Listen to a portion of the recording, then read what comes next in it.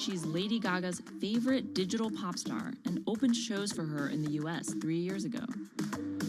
Tens of thousands of fans attended her exhibition and live shows near Tokyo recently. 理想のアイドルっていうと、どの曲でもミクはすごい綺麗に歌ってくれる。他没有缺点啊，没有任何让我们感到不开心的一些新闻。She's everything to everybody. That's probably why she's so popular. Miku's creator Hiroyuki Ito and his Sapporo-based company have been developing the virtual diva for over 10 years. 初音ミクとは、キャラクターとしてすごく、YouTube とかで検索すると、たくさんの初音ミクが出てくるんですけども、元々の、初音ミクのその原点は歌声を合成する、ソフトウェアなんです。Both the software and character are named Hatsune Miku, meaning the first sound of the future. Originally based on Yamaha's Vocaloid technology, Miku the software has a sound bank containing voice samples and a huge array of tools. You input the melody and lyrics, then Miku the character sings them.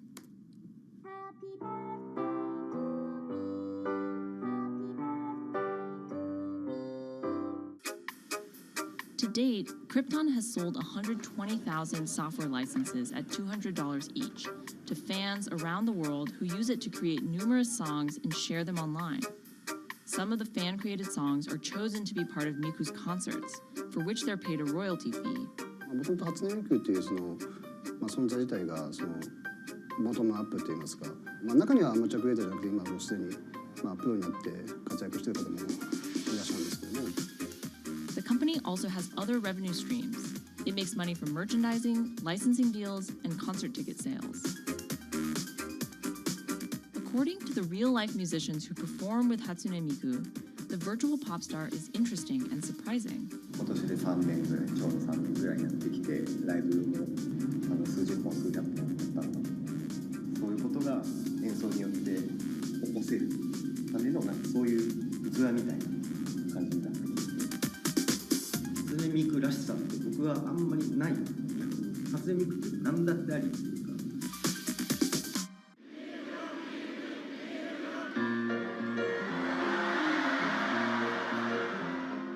For Ito, Miku has the potential to change the way we think about music.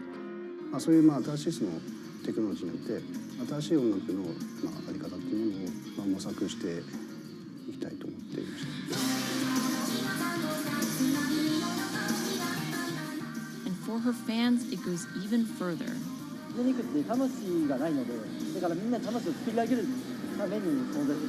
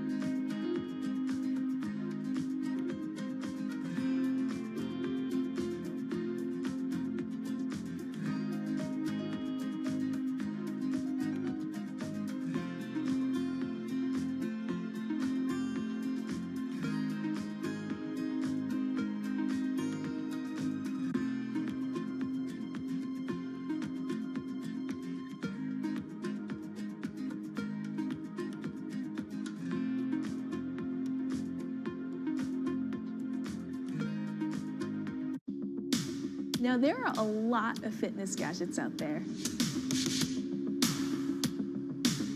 In my quest to get fit, I tested 17 of them over the last few months. At least one personal trainer I know was a little bit skeptical.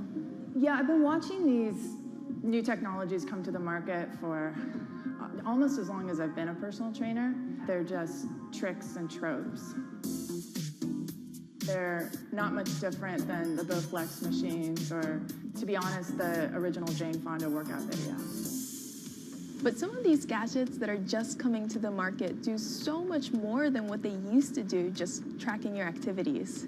Out of all of them, this chest strap was my favorite.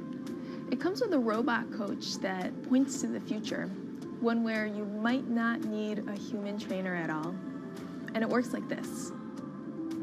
You wear the chest strap so that it can read your heart rate, and that connects to Move's free app that talks to you.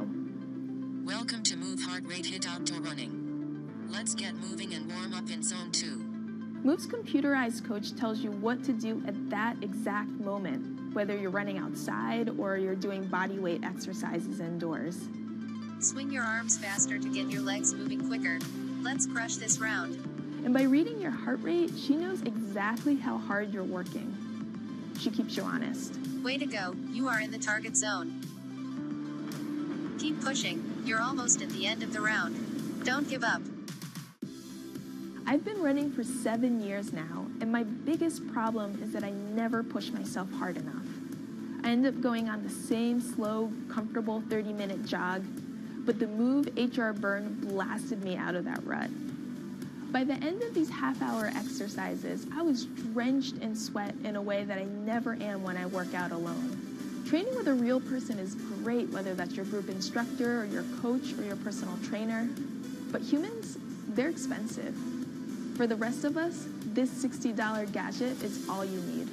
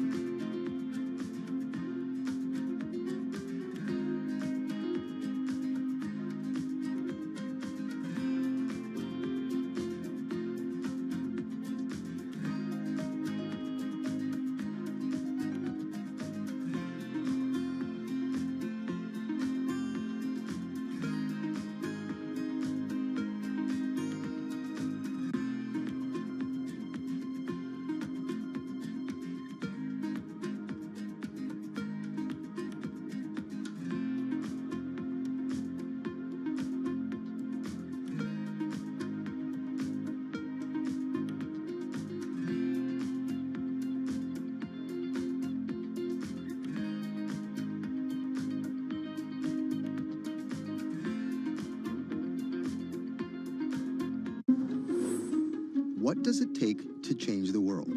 A big army? A cure to a pandemic? A revolution? All of these take either a lot of people, thousands of hours, or massive amounts of space. But for Julian Assange, all he needs is one room, an internet connection, and the world will listen. Assange is located here, and more specifically, right here. And from that location, he's posted government secrets, classified documents, and leaked emails from some of the world's most powerful people.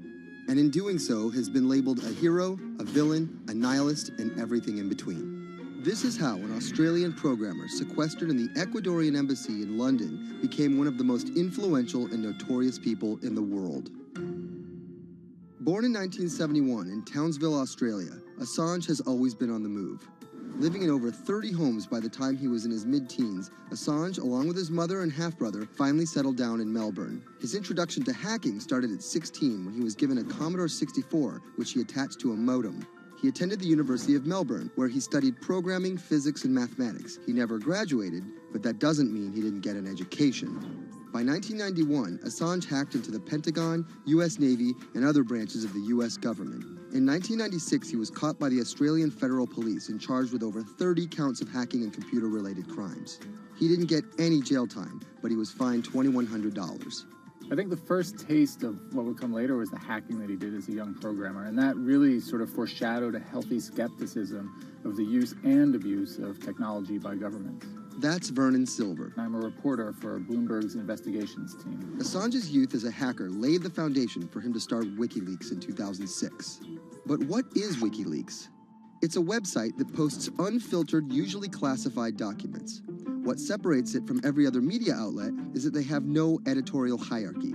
With a publication like the New York Times, information comes in, they take that information, package it, then disseminate it for the public to see. WikiLeaks, however, cuts out the middleman. WikiLeaks gathers information, most of it given to them anonymously. So what they're doing is really very simple. They get the information in one end from who gives it to them and out the other with sometimes minimal interference. Julian Assange is the leader of that, the mastermind, the creator, and really, because he thinks of it as a journalistic enterprise, the editor-in-chief. But every story starts with a source, and Assange has some unconventional sources. Julian Assange does not hack as far as we know. He is the recipient of people who are either insiders who give him secret documents or hacked emails from a foreign power. That's Eli Lake. I am a columnist for Bloomberg. And there was no source bigger for Assange than Chelsea Manning, who used to be known as U.S. soldier Bradley Manning. In 2010, Manning provided Assange and WikiLeaks with hundreds of thousands of leaked government documents. WikiLeaks quietly began releasing the documents in February of 2010, then made big headlines in April by posting what is now known as the Collateral murder video. Come on, fire! It was a vivid, graphic video. It changed the debate on the Iraq War, and importantly, it put WikiLeaks on the map when they put it online, and they couldn't be ignored at that point. And those leaks were just the beginning. They went on to post more than 90,000 leaked documents known as the Afghan war logs, 390,000 documents known as the Iraq war logs, and 250,000 private messages between diplomats called cables in what is now known as Cablegate. These leaks were met with very real ethical questions. The problem with publishing those cables was that a number of confidential sources for U.S. diplomats who faced real danger when their names were exposed. Then Secretary of State Hillary Clinton drove the point home that every country, including the United States, must be able to have candid conversations about the people and nations with whom they deal. Shortly after Cablegate, the Swedish government issued an arrest warrant for Assange on allegations of rape and molestation. He claimed the allegations were fabricated to get him extradited to the United States, a claim the U.S. government denied. Either way, Assange's next move was to seek refuge in the Ecuadorian embassy, which really was the beginning of the new chapter in his life and what we're dealing with now, which is him being stuck in London. What was supposed to be an office in an embassy is now Assange's self-imposed prison to this very day. But that doesn't mean he's slowed down. Since being trapped in the embassy, WikiLeaks has released files about Guantanamo Bay prisoners, Syrian political figures, and the draft to the Trans-Pacific Partnership. And then came the 2016 U.S. election. Thousands of leaked emails showed Democratic Party officials possibly plotting against Bernie Sanders in his race against Hillary Clinton. Over the course of 68 days, WikiLeaks released 20,000 confidential Democratic National Committee emails. In terms of the presidential race, if you look right here, when Assange released the first batch of emails, Trump actually takes his first lead against Clinton. I think we've had enough of the Clintons, in all fairness. Don't you think? Once WikiLeaks started exposing secrets of the Democratic Party, Julian Assange became a hero to many on the right. Public opinion kind of flip-flopped. WikiLeaks. From the emails, we now know Hillary Clinton's campaign manager makes risotto, and also how the DNC squashed Bernie Sanders' campaign. One thing we don't know is who gave Assange the stolen emails in the first place. Many leading Democrats say they suspect it was the Russians. They released an analysis from a private cybersecurity firm that had said it was the Russians. But Assange claims our source is not the Russian government, and it is not a state party. So this is where we stand today. The public still doesn't know who provided the emails to WikiLeaks. Meanwhile, Assange is still running WikiLeaks and still releasing documents. In March 2017, he started publishing documents from the CIA's Center for Cyber Intelligence called Vault 7. The CIA, the agency charged with finding and keeping our top secrets, can't keep its own secrets. As long as Assange has a connection to the world, no government secret will be too far from exposure. Julian Assange is still in the embassy. Maybe he'll leave, maybe he won't. Kind of regardless, his work has been done. He's changed the way people think about their governments, about their own secrets, about their own hackability, and really the world has changed because of him.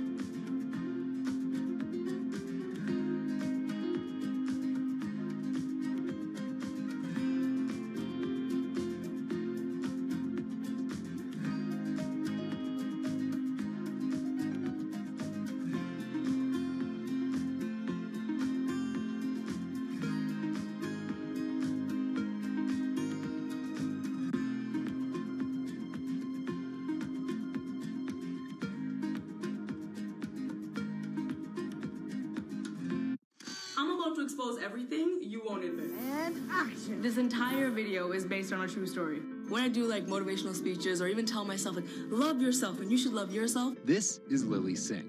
But to fans all over the world, she's the YouTube star Superwoman. What if everyone it's a girl, Superwoman? I know we can change the world for the better, one positive day at a time. My parents now know what I do. They didn't know what I did for a long time in the beginning of my career. I was just making videos in my room. They had no idea. Mom, Dad, have you seen my keys? I can't find them anywhere. Because you're always on phone. Until someone called them, like a family member from another part of Canada, was like, Canada, is your daughter making videos? And my mom was like, I don't know, Lily, are you making videos? Just making videos grew into an entire career. Today, Lily's YouTube channel has some 12 million subscribers, over 2 billion views, and guest stars like Michelle Obama, Dwayne "The Rock" Johnson, and Seth Rogen. I think a lot of young girls are raised to believe that you're gonna go to school and then graduate and then get married and then get a job and then have kids. And Lily was on that path, all the way through a psychology degree at York University in Toronto. But when she started thinking about a career, I started to immensely panic and think something was wrong with me because I tried to figure out my life and it wasn't working in that straight line. It was 2010, and YouTube was only 5 years old. I thought nothing of YouTube. I was probably the last person in my circle of friends to discover YouTube. And I remember when I did, I thought, this is so strange. There's people making videos in their rooms, and other people are watching them. So she figured, why not give it a shot? I one day posted a video because I was sad, and I wanted to be creative and happy. She didn't know how to edit video or write scripts, so she winged it. It was so bad and so cringe, and my expectation was literally nothing. I was like, I'm gonna put this video up, a couple of my friends are gonna watch it, probably make fun of me, and that's gonna be the end of this. The second and third video came from, wait, 70 people watched my first one, can I get 80 to watch the next one? She kept creating, she kept posting, and the viewers kept coming. Lily had found an audience. A lot of the comments were, oh my God, there's a brown girl on YouTube. More specifically, Indian. Lily's parents immigrated to Canada from India, and Lily was born and raised in Scarborough, near Toronto. My home life was awesome. My parents, even though I portrayed them to be quite strict in my videos. Oi, Lily, where the rest of your skirt, huh? I teach you like this to walk around like this, showing everything to everyone? They actually aren't like that at all. They're pretty modern and pretty cool. Your dress is short. Don't know what for. And were pretty lenient with me. I mean, I got away with a lot of things. I was a brat. I was a brat. She had a different idea of what she wanted out of life than other kids. In a grade school graduation slideshow, her classmates said they wanted to be lawyers and doctors. And then I came up and I was like, rapper. Making out with your friends, man. But then you say that you hate hoes. I could just feel my parents being like, why? Because that's just not something women really did in the Singh family. I know there was a ton of people that weren't happy about my birth being a female, so I think, and that's some real-ish, but it's a real thing. The best thing I could have done to prove to so many people that didn't want my mom to have a daughter was to become Superwoman. What up, everyone? It's your girl, Superwoman. It was the name of Lily's favorite hip-hop song by Lil Mo featuring Fabulous. I love the song so much because it was one of the only songs at the time that was an empowering female song, where Lil Mo's going on about, like, I will save guys with my superpowers, and I will save girls with my superpowers, and I am the Superwoman. I thought, this name that I've had for so long that empowered me when I was younger, I'm gonna make this my screen name. Maybe there should be a new series. Superwoman didn't just burst onto the scene overnight with a viral video. It was a steady climb fueled by hard work. The moment that I thought this is going somewhere and this could be a career was the first time I performed internationally. It was in India. And it was the first time where I was truly across the world and people knew my videos. Singh has transformed herself from a bratty kid to an internet personality to a media mogul. She starred in a feature film, A Trip to Unicorn Island, in 2016. And her book, How to Be a Boss, hit the New York Times bestseller list in 2017 while she was on a 30-city international tour. Lily started out with the goal of getting millions of subscribers and financial security. Hurry the hell up! But after surpassing those goals, success has new meaning. I've really come to terms with the fact that my definition of success is what's the best legacy I can leave behind. And it's not the number of views, the number of subscribers. It is the number of people that can say, this girl changed my life or changed something in my life positively.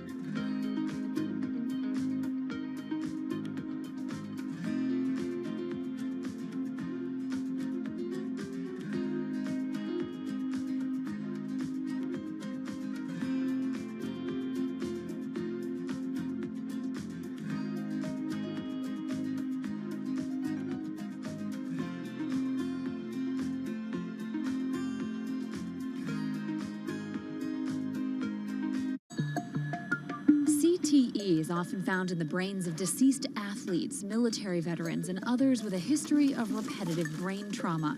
Hundreds have donated their brains to the VA Boston University Concussion Legacy Foundation Brain Bank. This is a former NFL player who died in his early 70s, and this is a veteran who also died in his early 70s.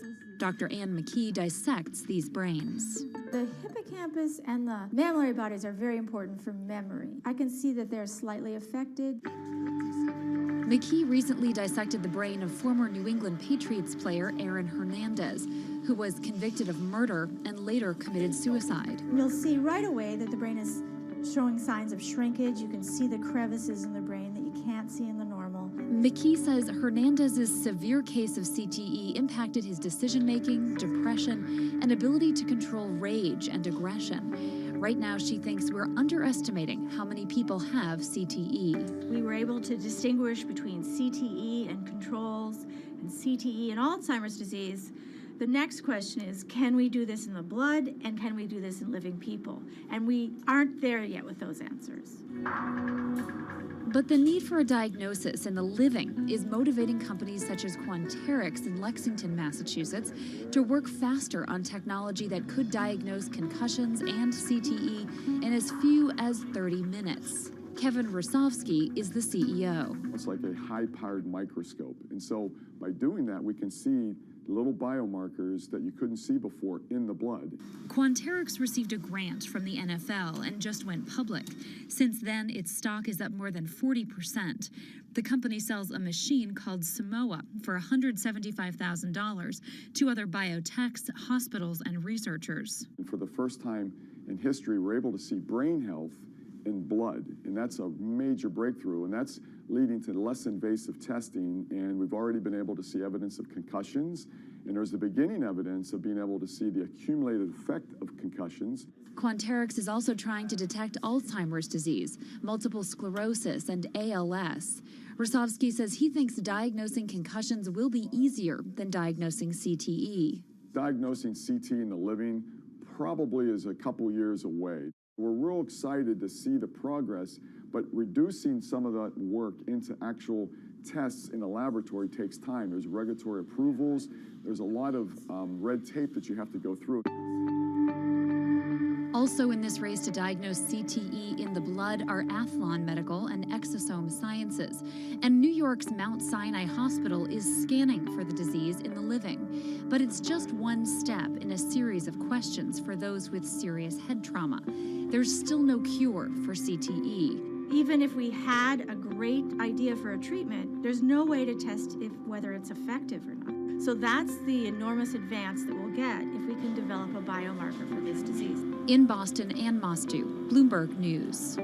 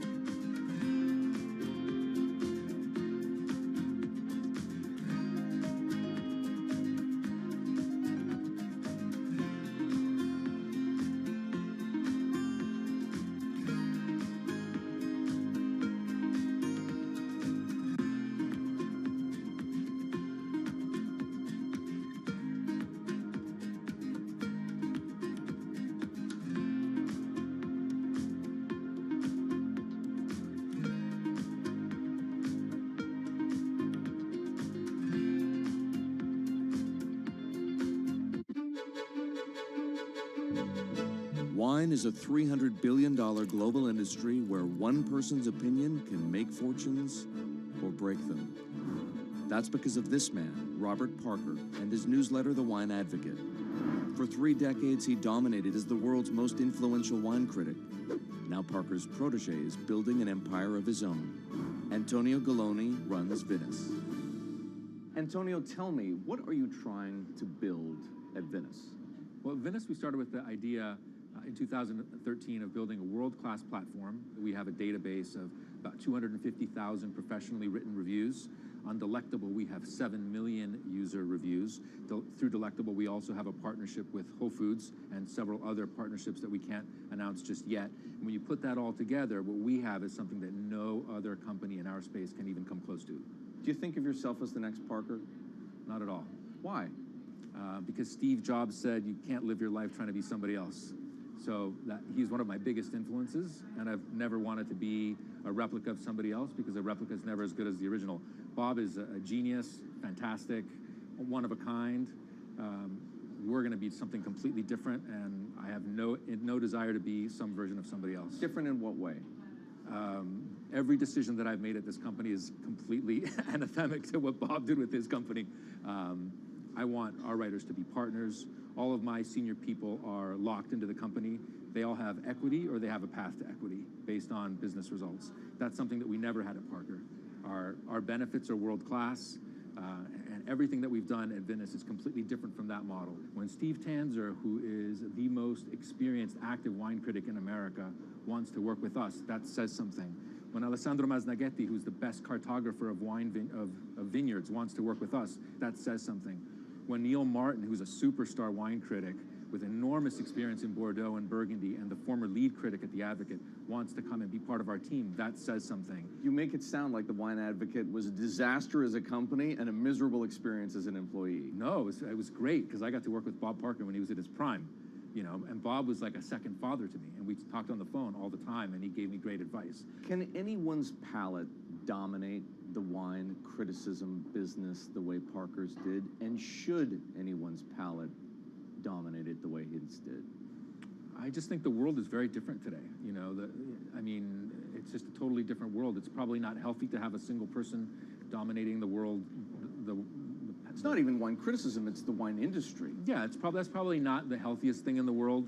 But I think that there's just such an opportunity right now with social media and technology to reach such a massive number of people that I think it's possible that 1 or 2 people will actually have more influence than Bob Parker did, because they will, again, this goes back to your first question, not trying to be a version of somebody else. You see this in sports all the time. It's like, oh, well, nobody will ever beat this record. And then somebody comes along, it's like tennis, Pete Sampras. Nobody's ever going to win as many Grand Slams. Now you have 2 guys who are ahead of that and 1 knocking on the door. And so I think a lot like that. You're a former investment banker. How does that inform and influence what you're doing and what you've done? My generation has had to deal with a lot more challenges. That's why I think we're actually much better poised for the future. My first job in finance, the first thing that happened was long-term capital, 1998. Then the tech bubble melted down. Then there was a mutual fund trading scandal. That was all like within about 5 or 6 years. And these are the things that I had to deal with as a young executive. My peers who were 20 years older didn't know how to manage in crisis. They'd only seen Black Monday. They'd just been in a big bull market. It's very different. So I'm very lucky. People of my generation or a little bit younger have actually had to deal with a lot more crises. I think that's actually good for learning how to cope with challenges in business. From the outside, it kind of looks like you're trying to demolish the house that Parker built, right? You left The Wine Advocate. Yeah. You merged with one of his chief rivals. Yeah. And you just hired his successor, Neil Martin. Mm-hmm. So are you? I think what that says is that all the best people want to work at our company, and that's really what we strive to create starting in 2013. We wanted to create a world-class company that would attract the best-in-class talent, and not just on the content side, on the technology side, on the digital side, our office, and at every level, what we're trying to, we only hire superstars, and we're looking for those superstars.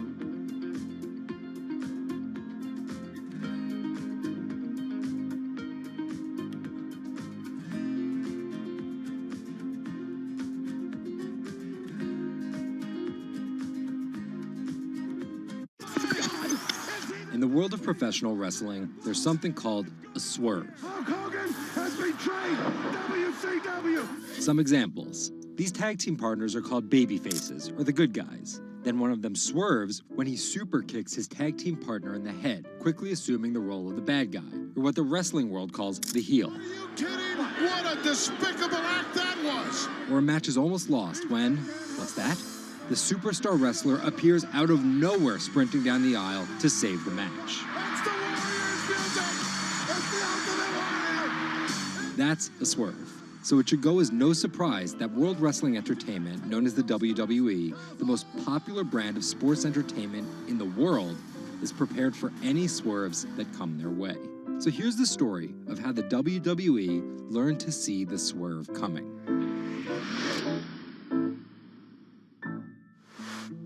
So I spoke to Bloomberg reporters Felix Gillette. I'm a writer for Bloomberg News for the global business team. And Kim Basine. And I'm the U.S. luxury reporter at Bloomberg. To find out exactly how the WWE is positioning itself for an all-out global invasion, which starts with a massive change to their lucrative pay-per-view model. WWE basically pioneered the pay-per-view model on cable. I remember as a kid, when the pay-per-view events came up, all of our friends would scramble around and try and get one of the parents to pay for it. But in 2014, they took a huge risk. They saw a little bit sooner than some of the other entertainment brands that where this whole thing was moving was away from cable and satellite television and towards on-demand streaming video apps. They made this risky decision, in essence, cannibalizing that pay-per-view model, which they had essentially built. And after some early turbulence, it's working. Roughly 1.5 million people are paying $9.99 a month for the WWE app, making it the 5th most popular streaming OTT service. This adapt-or-die approach is in the WWE's DNA. Over the past 30 years, the company always seems to think 2 steps ahead. In the early 90s, WWE was at its most threatened when Ted Turner took them on with WCW, which stands for World Championship Wrestling. And back then, the WCW was winning the ratings war. So in order to compete with them, WWE had changed its product from a family-friendly kind of cartoonish style to this really raw. That's why they called their show Raw. It was this raw style of wrestling.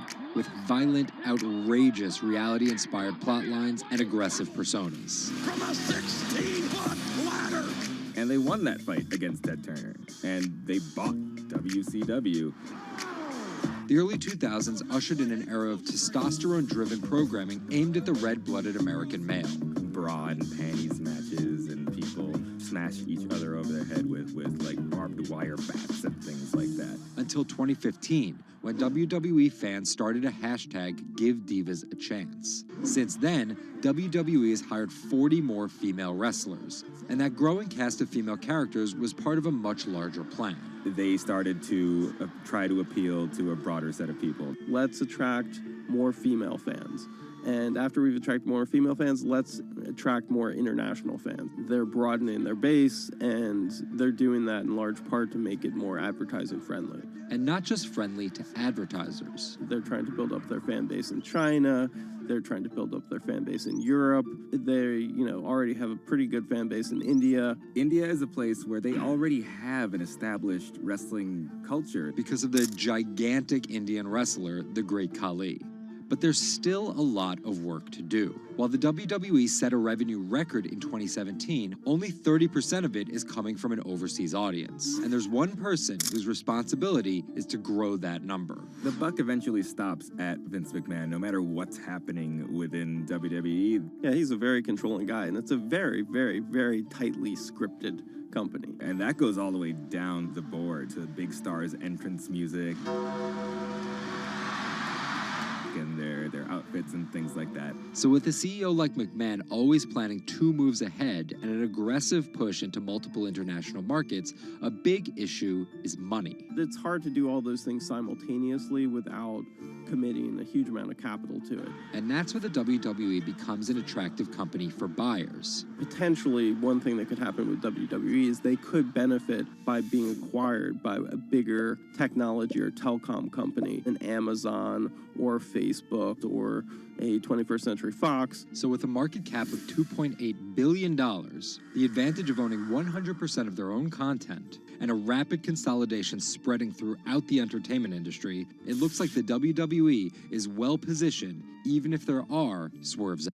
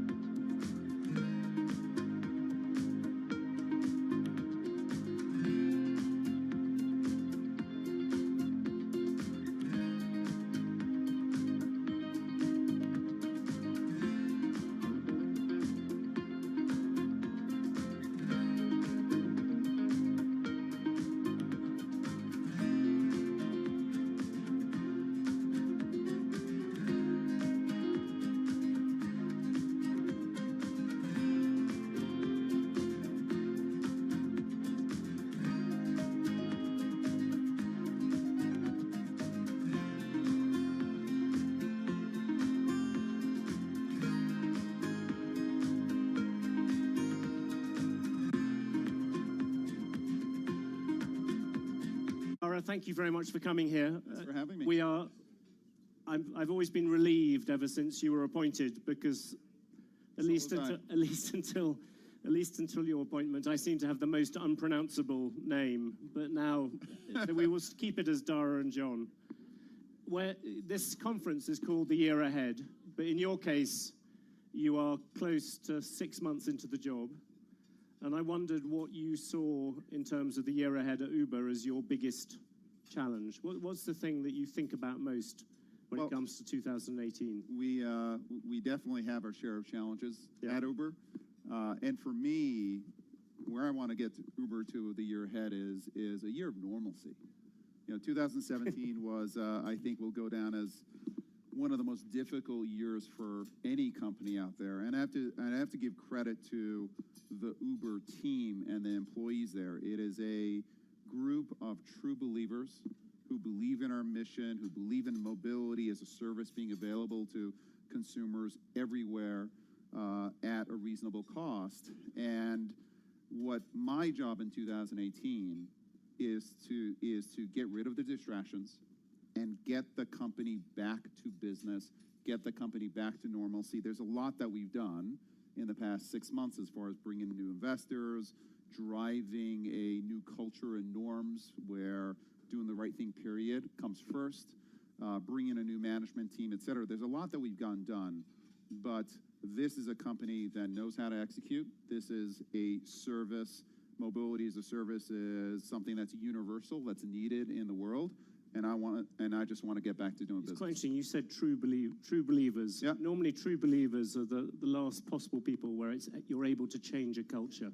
Can you explain a bit about that? Well, I think that they understand that mobility as a service, bringing the cost of transportation down, making transportation services available to anyone and everyone on a local basis, and partnering with cities to be a solution to traffic, to pollution, et cetera. That is a mission that they all believe in. And I think that they, having seen what happened in 2017, to some extent the crisis, the enormous crisis that the company has gone through, is a benefit because everybody at the company knows now that we need to change, that we need to break with the past as far as the way the company was run. We need to go from growth at any cost to responsible growth and growth in partnership with other players out there.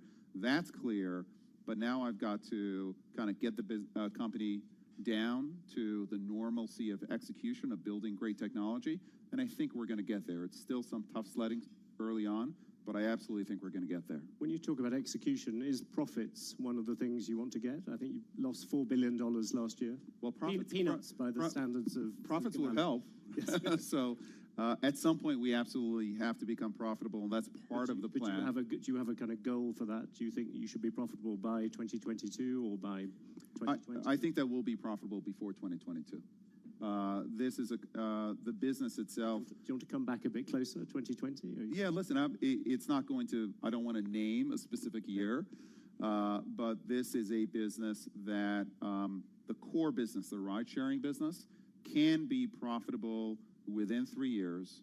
We will continue to make very aggressive investments in building out autonomy because we think that's a terrific opportunity for building out new technologies such as Uber Elevate, where near-term profitability is not a goal, but long-term growth is. So we will look to balance near-term profitability, but as a company, we will always be a company that makes big, bold bets and takes big risks. To what extent, though, do you think that drive to become profitable fights against a little bit of this culture change? If you want to make, you talked about making money, but not at all costs.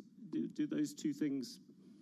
Well, I don't think that profitability and culture are their issue. It's the company in the past was willing to make trade-offs as it related to how it did business, and I think was guilty of hubris, was guilty of thinking that they knew better than others, and I think that what we know now clearly is that breakneck growth can hide cultural issues, that there are no excuses for not doing the right thing, and that you do have to make trade-offs. And as a management team, we're specifically talking about those trade-offs that you have to make.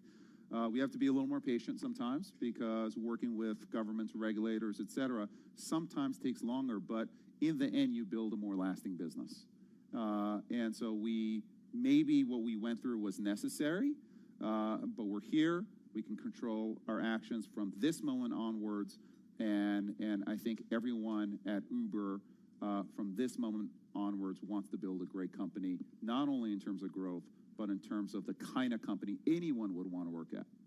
Can I ask you one thing which you have got a sort of hangover from last year, which is all the regulatory problems, and particularly all the cases against you? I think there are 6 criminal probes or whatever going on. The lawyers are lining up outside the door. Which one do you sort of think? Which one do you fear most? I suppose out of these different things.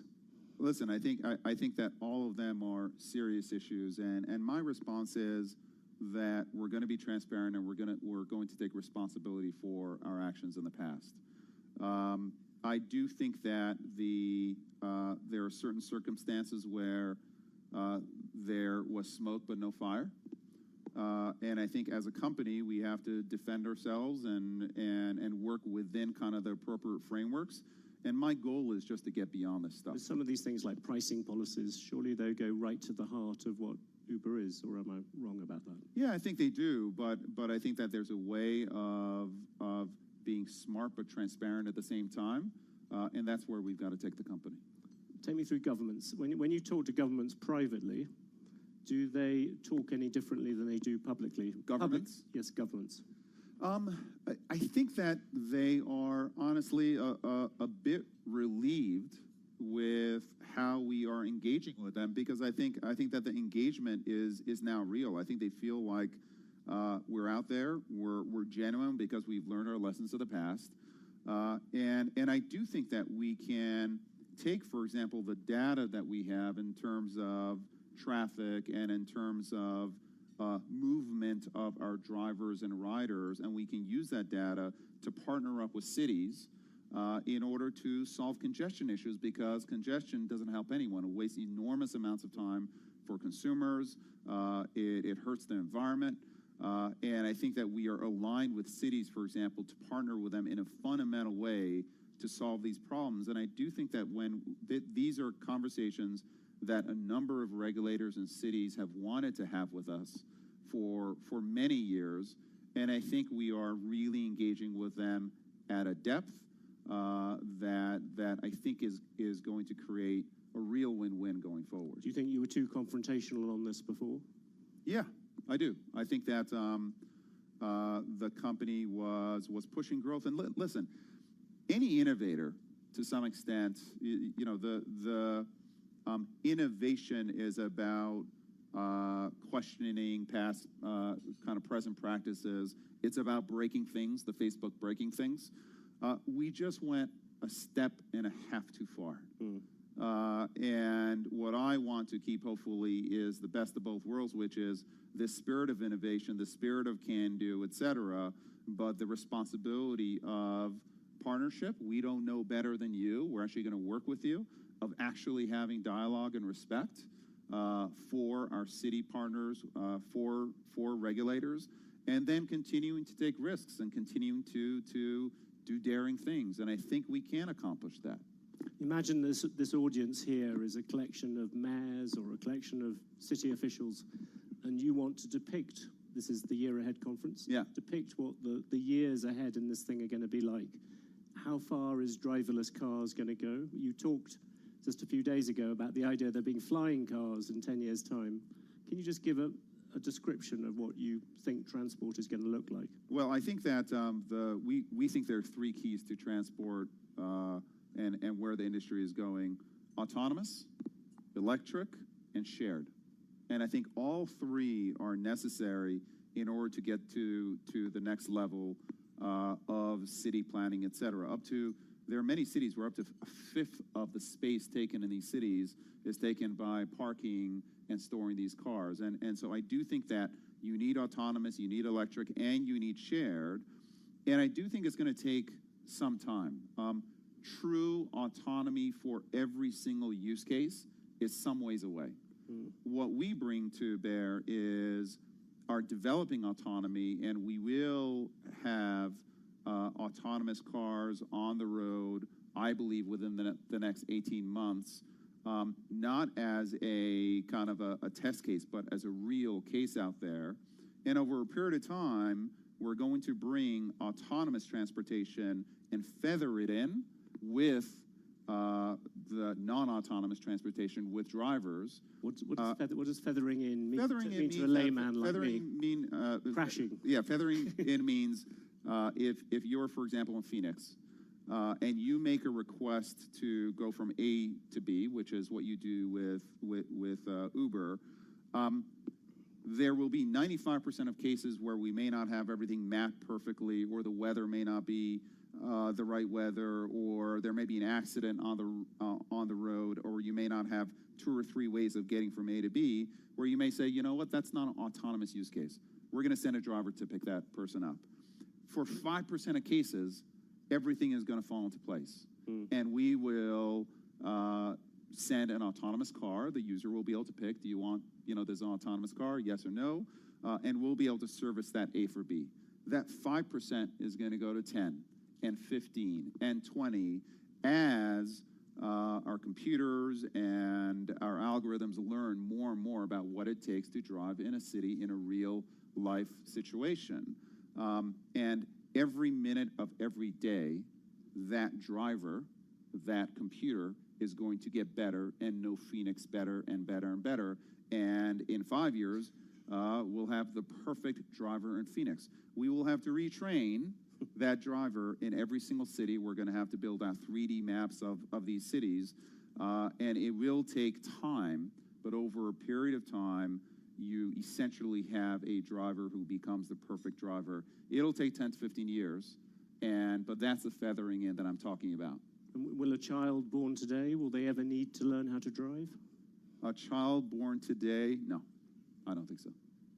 So within sort of 20 years from now, we will... I don't think so. Listen, I hear some groans. And also, I heard a couple of groans.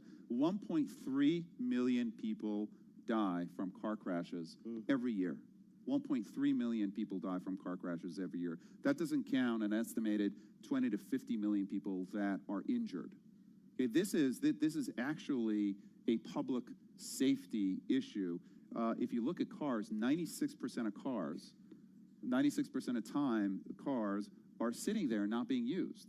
It is a huge amount of pollution that's caused by these cars being in the road, and a huge amount of wasted time. So the safety is there. Electrification is absolutely key, and sharing these platforms is going to allow us to be much safer and also put our assets where they add value. But it's quite interesting because when you first came in, I remember you sounding somewhat more skeptical about self-driving cars. You've been converted. Is that a? The choir has spoken, and I'm listening. It's pretty exciting technology out there. But again, it will be a hybrid technology for some period of time. What about flying cars? That came as a slight surprise. Yes, that's a great project that we're working on. It's called Uber Elevate. And it is actually about battery technology. It would have helped a lot of people here. I know. I wish that I was available. We'll launch it here if we can. But battery technology is allowing us to have multiple rotors on planes, or helicopters, if you want to call them that. These rotors that are much smaller will be much quieter than helicopters are. Much quieter, much safer. If you add sharing into the equation, you can actually get the economics of going from A to B. We think within 5 to 7 years to a place where normal people would think about taking these flying cars.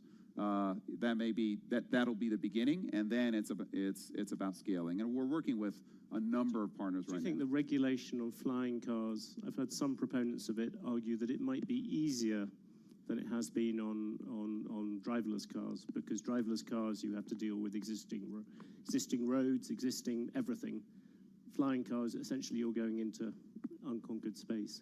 I think that mayors that are forward-thinking understand that traffic and pollution are a real issue, and I think flying cars can be a significant solution to traffic issues in cities. And these cars, to start with, they're going to be very specific. They'll be kind of highways in the air. There'll be very specific routes that these flying cars go on. They're not going to be able to take you to your backyard and land in your backyard. There'll be these skyports. So there'll be very specific routes that you go on. And I think if you build a regulatory framework that has that kind of structure around it, I think you get to a better solve. Can I drag you back somewhat reluctantly back to the real world? But you have Rajiv Misra, who came in with you from SoftBank. Yes. He's going to become a director. Last week, he said that Uber should focus on repairing its market share in the US and on key European markets rather than going going to new ones. Do you agree with that? Is that the way you look at Uber? I think one of the fundamental strengths of Uber is the global scope that we have. This is You a had that brand. motto, everywhere. What's it? Everywhere for everyone. Yeah, everywhere for Do you everyone. want to make it some places for some people? No, we like the everywhere for everyone. It's much sexier than some places for some people. That's telling me. Just not interesting. I do think seriously though the global scope that our company brings is important. Our being able to build technology that we can amortize essentially everywhere in the world is hard, but it is part of the fundamental value that we introduce. So I would look at Uber very much as a global brand. That said, we're going to look at all opportunities, but at this point we are leaning forward, and 2018 for us is going to be very much a lean forward year for the company. But without, I'm not trying to create new boardroom tension at Uber, but that would appear that SoftBank is keener on a more limited idea, whilst you're keener on everywhere for everyone. Well, listen, SoftBank is a very important shareholder. They're our largest shareholder, and many of our shareholders have opinions over what's the right thing to do.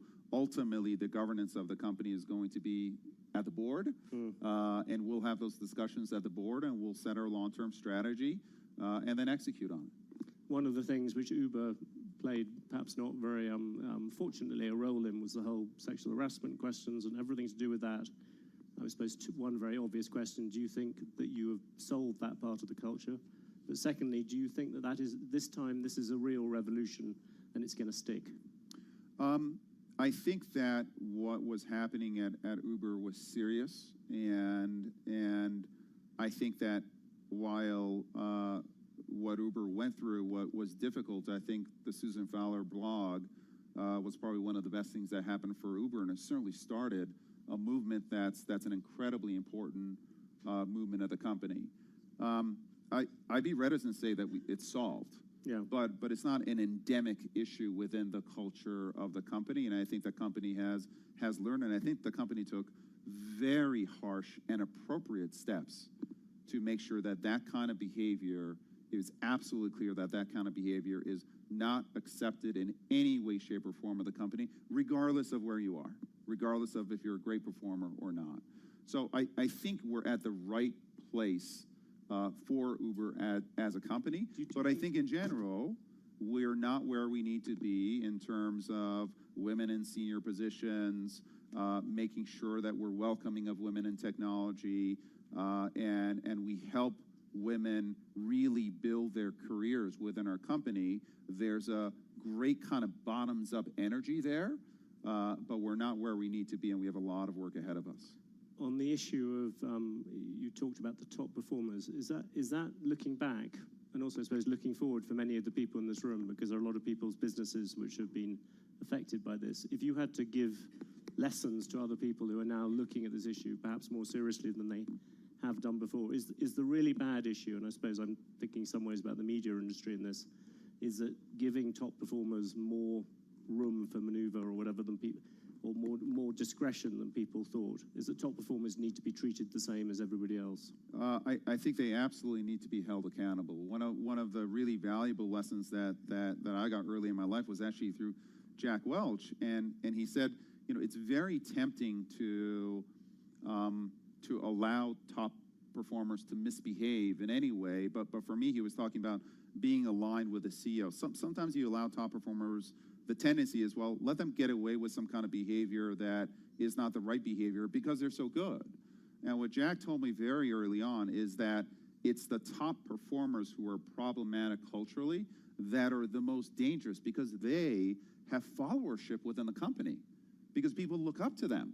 So he's like the dumb person who is bad culturally. He's not the problem, because everyone says, well, that's a dumb person, so who cares? It's the smart person who has followership. So it is incredibly important for the top performers to actually be held to account more radically than anyone else, because they're the ones who have followership at the company, and they have to set the example. So for me personally, that has absolutely guided how I've managed. Expedia was a company that had, excellent cultural values, and one of the first things we did at Uber was to go out and reset our cultural values, and we call them norms, because to me, it's not just these values that you put on the wall and kind of people stare at and you know, it's all nice. It's about behavior. And we set out to change behavior at Uber, and I think that the company was thirsting for it, and we are starting on a path, and I believe it's going to be a positive path. An inevitable question, I hope you won't regard it as a cheap shot, but you talked about smart people who have followers throughout a company. I mean, Travis would seem to be the epitome of that sort of figure. Is that, do you think of him as being in that category of people that Jack Welch was talking about? I think, listen, Travis was the CEO of the company, and he had incredible followership, and he was held to account, right? I mean, he's no longer the CEO of the company, and he's a board member. He's a big investor, and so he's absolutely going to play a part on the board. But we've also been very clear as a company that we do have to make a break with the past, with how we behaved as a company. And to some extent, with the new CEO being a very different kind of a CEO. So in the end, you have to be held accountable, and I think that Travis was held accountable, and at this point, he's a board member and a constructive one at that. If you look around the world now, where do you see the next competitors to Uber? You've obviously got Lyft breathing down your neck. Yes, yes. Where else do they come from? Well, I think that as you move into a world of autonomy, the position of the car manufacturers, the position of, for example, Google, who's developing Waymo and Waymo autonomous technology, you're going to get a lot of players interested in the space. And a lot of people think about Uber and ride sharing as a significant enterprise, and it is. But the fact is that we account for less than 1% of miles driven on the road now. When autonomy comes in, that number over the next 10 years is going to be closer, I believe, to 15 to 20%. So, because we're not yet a true alternative to car ownership, and I believe that as you bring autonomous and you bring the price of mobility down and make it available to everybody, everywhere, then we become a real alternative to car ownership, and that really opens up the market for us, but it also opens us up to many more competitors. And is Google at the forefront of those competitors at the moment? Google is one of many. I think that they've developed very strong autonomous technology, but what we think, which is exceptional, is having autonomous technology and the network under one roof, which allows us to use autonomous in a very practical way, nearer than you think.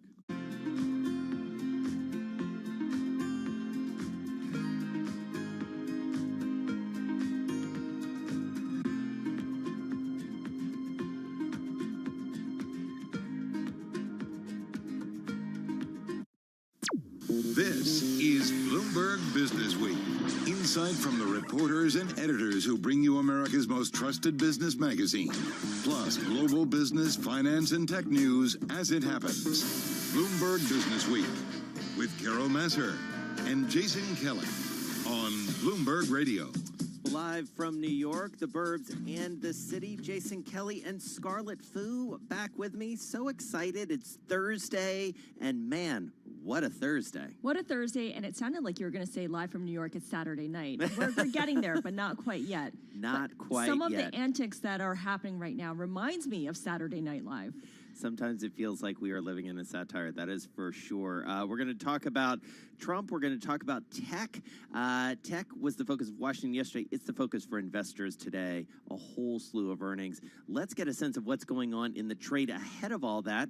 For that, we turn to Charlie Pellet. Hey, Charlie. And well, hello there, and thank you very much. Speaking of tech, after the bell, we'll be hearing from Apple, Alphabet, Facebook, and Amazon, among others. Right now, we are looking at a mixed day on Wall Street. We've got NASDAQ pushing higher, up 48 points. That is a gain of 0.5%.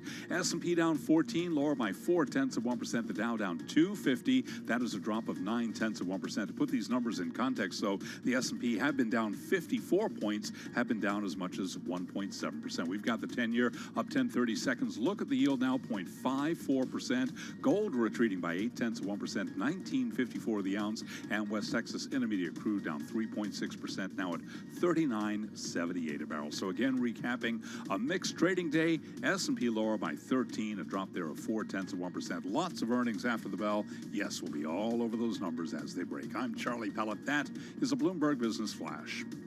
Thank you so much. Well, some economic headlines that we want to talk about as well today, some data coming through. And for that, to set the Business Week agenda, we have none other than Michael McKee, International Economics and Policy Correspondent for Bloomberg.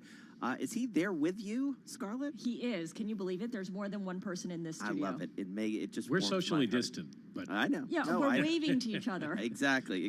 That's the beauty of the Bloomberg Interactive Brokers studio. So Mike McKee is there with you, Scarlett. Dave Wilson, he joins us from New Jersey. Mike, I want to start, if I can, with you. Tell us about what we saw this morning, because it feels like, drawing some connective tissue here, that economic data may have helped spur some of the, not just the market reaction, but maybe some of the political reaction as well. Yeah, definitely. The market reaction may be more related to the idea of jobless claims rising than GDP, because the GDP numbers, down 32.9% annualized, that was expected. Was a little bit better than expected, although with those kind of numbers, who cares? If you want to look at it on a kind of real basis, it was a 10% contraction in the second quarter, unannualized. So it was pretty bad. It was the worst we've ever seen in a quarterly report. But Wall Street knew that going in, and all the forecasts were for numbers around that. The jobless claims numbers are the ones that are telling us things are not necessarily getting any better. The economy, if it is not going back into contraction, is at least stalling, perhaps. And that is raises questions about whether or not you're going to make your revenue numbers in the markets going forward if the economy doesn't pick up, as a lot of people think. You mentioned the non-economic aspect of it. We did get the tweet from the president right after these terrible numbers came out, suggesting the election be delayed. Of course, he can't do that. So it might be just an effort to distract from the bad numbers. But, I mean, you'd want to distract from those kind of numbers. Yeah, you certainly would. It's never good when you see a print like 33%, a negative 33% print. All right, let's bring in Dave Wilson, because when you look at the stock market, once again, we have the NASDAQ outperforming the S&P and the Dow. And of course, we've got the big four companies reporting earnings tonight after the closing bell. What's interesting, of course, Dave, is that Amazon was due to report earlier in the month, but delayed it until after the hearing.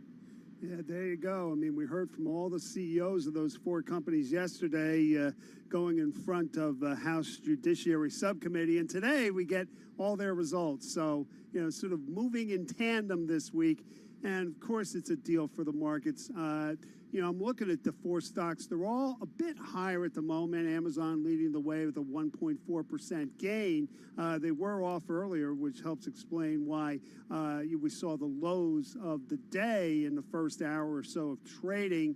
Beyond that, though, I mean, if you want to understand why NASDAQ's doing better, it's not just these companies. It's definitely Qualcomm. Shares are up 14%. It's one of the biggest gains in the S&P 500 as well. Their earnings, their revenue for their latest quarter beating estimates. Their sales forecast for this quarter also well received. And beyond that, they managed to reach a deal with China's Huawei Technologies on patent licensing. So, they're looking at $1.8 billion coming in over the next 4 quarters. And when you put that all together, that was sort of like found money, because these companies have been going back and forth for a couple of years. So Qualcomm definitely a standout on a day when, you look across the broader market and you see a whole lot of stocks taking hits in response to earnings rather than rising. All right. So, Michael McKee, we would be remiss if we didn't ask you about the Fed. It was lovely to hear the dulcet tones of your voice yesterday questioning Jay Powell. What'd you make as you were able to sort of digest the statement and the press conference and the market reaction? What's your takeaway for investors? Yeah, we didn't get a whole lot of news out of it. They held steady. They didn't make any changes to their policies or what they really say about the economy, except for Jay Powell, who sounded really dour about the whole thing, really downbeat and looking at the economy going forward seemed to suggest things were getting worse. He ran through a litany of high-frequency indicators that the Fed is watching a couple of times, noting that they had slowed down. So the takeaway, I think, from the markets, and you saw it reflected in bond yields, is that we are not going to see growth for a while in any kind of measurable fashion that would improve investments. So, the takeaway is probably that the Fed is more dovish than they were.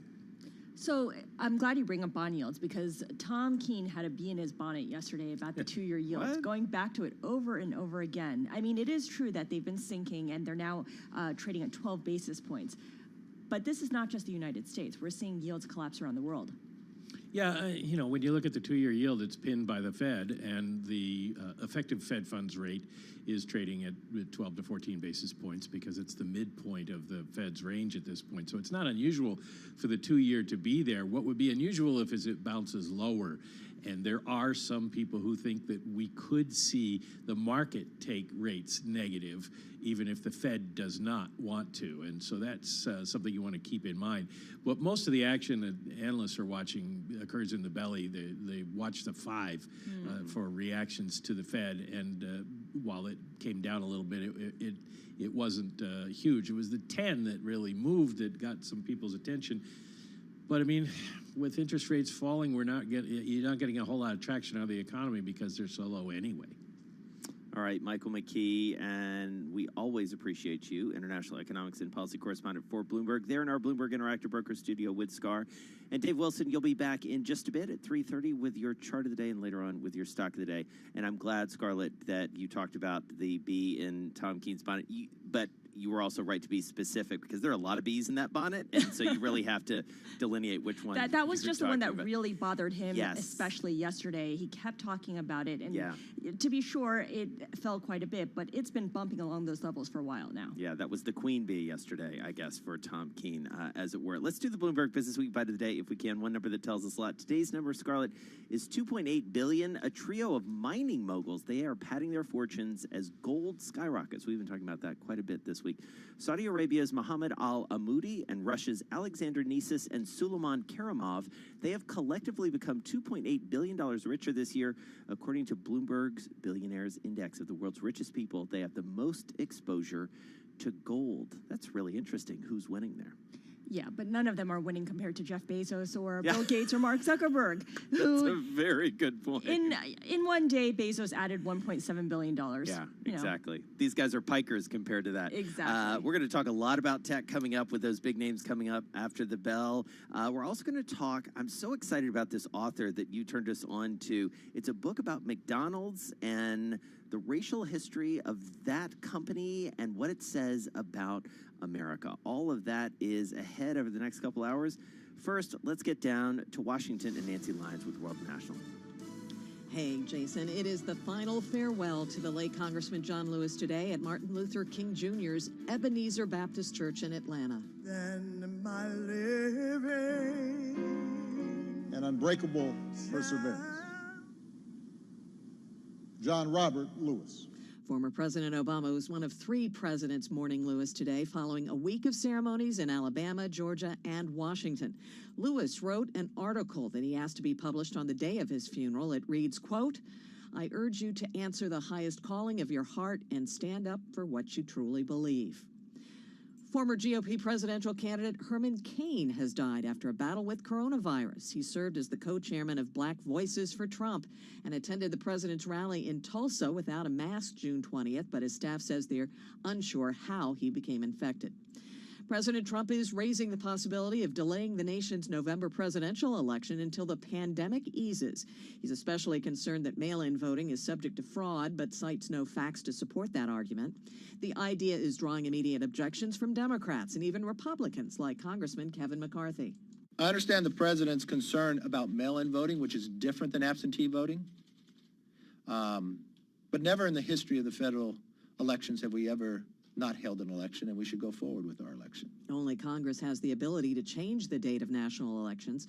The Trump campaign says the president was just raising a question about Democratic efforts to expand vote by mail during the pandemic. Global news 24 hours a day, on air and on Bloomberg Quick Take. Powered by more than 2,700 journalists and analysts in more than 120 countries. I'm Nancy Lyons. This is Bloomberg. All right, Nance, thanks so much. You are listening to Bloomberg Business Week. Jason Kelly and Scarlett Fu. All right, Scar, I'm going to kick this one to you because you are the resident Fed expert. Seth Klarman, well-known investor. He basically says surreal market, quote unquote, infantilizing investors. The Fed is the culprit. He blames the Fed. He says it's as if the Fed considers investors foolish children who are unable to rationally set the prices of securities, so it intervenes. He even, this is great, makes a comparison to 30-year-olds still living in their parents' basements, saying he wonders whether the markets will ever be expected to make it on their own. We can't even kick the kids out of the basement right now because the Fed will always come to the rescue no matter what happens. Bad economic data, Fed to the rescue. Suggestion of something not working out in November, Fed will be there no matter what. Absolutely. I mean, it also raises the question of, like, what's going on in Seth Klarman's life? Because this is a very specific metaphor. It is. That he's coming up with. So I don't know if he has some millennial kids that he's worried about. But frustrated in any over. case, yeah, exactly. But it is an interesting point, and I think so timely given what we saw yesterday. And certainly we've talked to investor after investor on this program, and I know you have as well, who maybe don't go quite that strong, but certainly, I mean, the Fed has been propping this up, right? It's been propping this up to the point where you can't really look at market prices for any kind of signal on what's going on, right? Because it's divorced from what's happening in the real economy. I mentioned this with Scott Meinert of Guggenheim yesterday as well, and he said this is something he's never seen before. Normally, you'd be able to look at the market and be able to discern the projection, the trajectory of things, but right now there's a ton of liquidity sloshing around and everything's elevated. What was Meinert's key takeaway? Meinert's key takeaway is that stocks will continue to move higher, though they don't necessarily deserve to be. He sees the dollar continuing to stay under pressure, and the Fed will, of course, be there with its helping hand, just as Seth Klarman believes. Yeah, absolutely. That was a great interview. I love the Fed rapport you've got and the rapport you've got with Meinert. It's great. You're listening to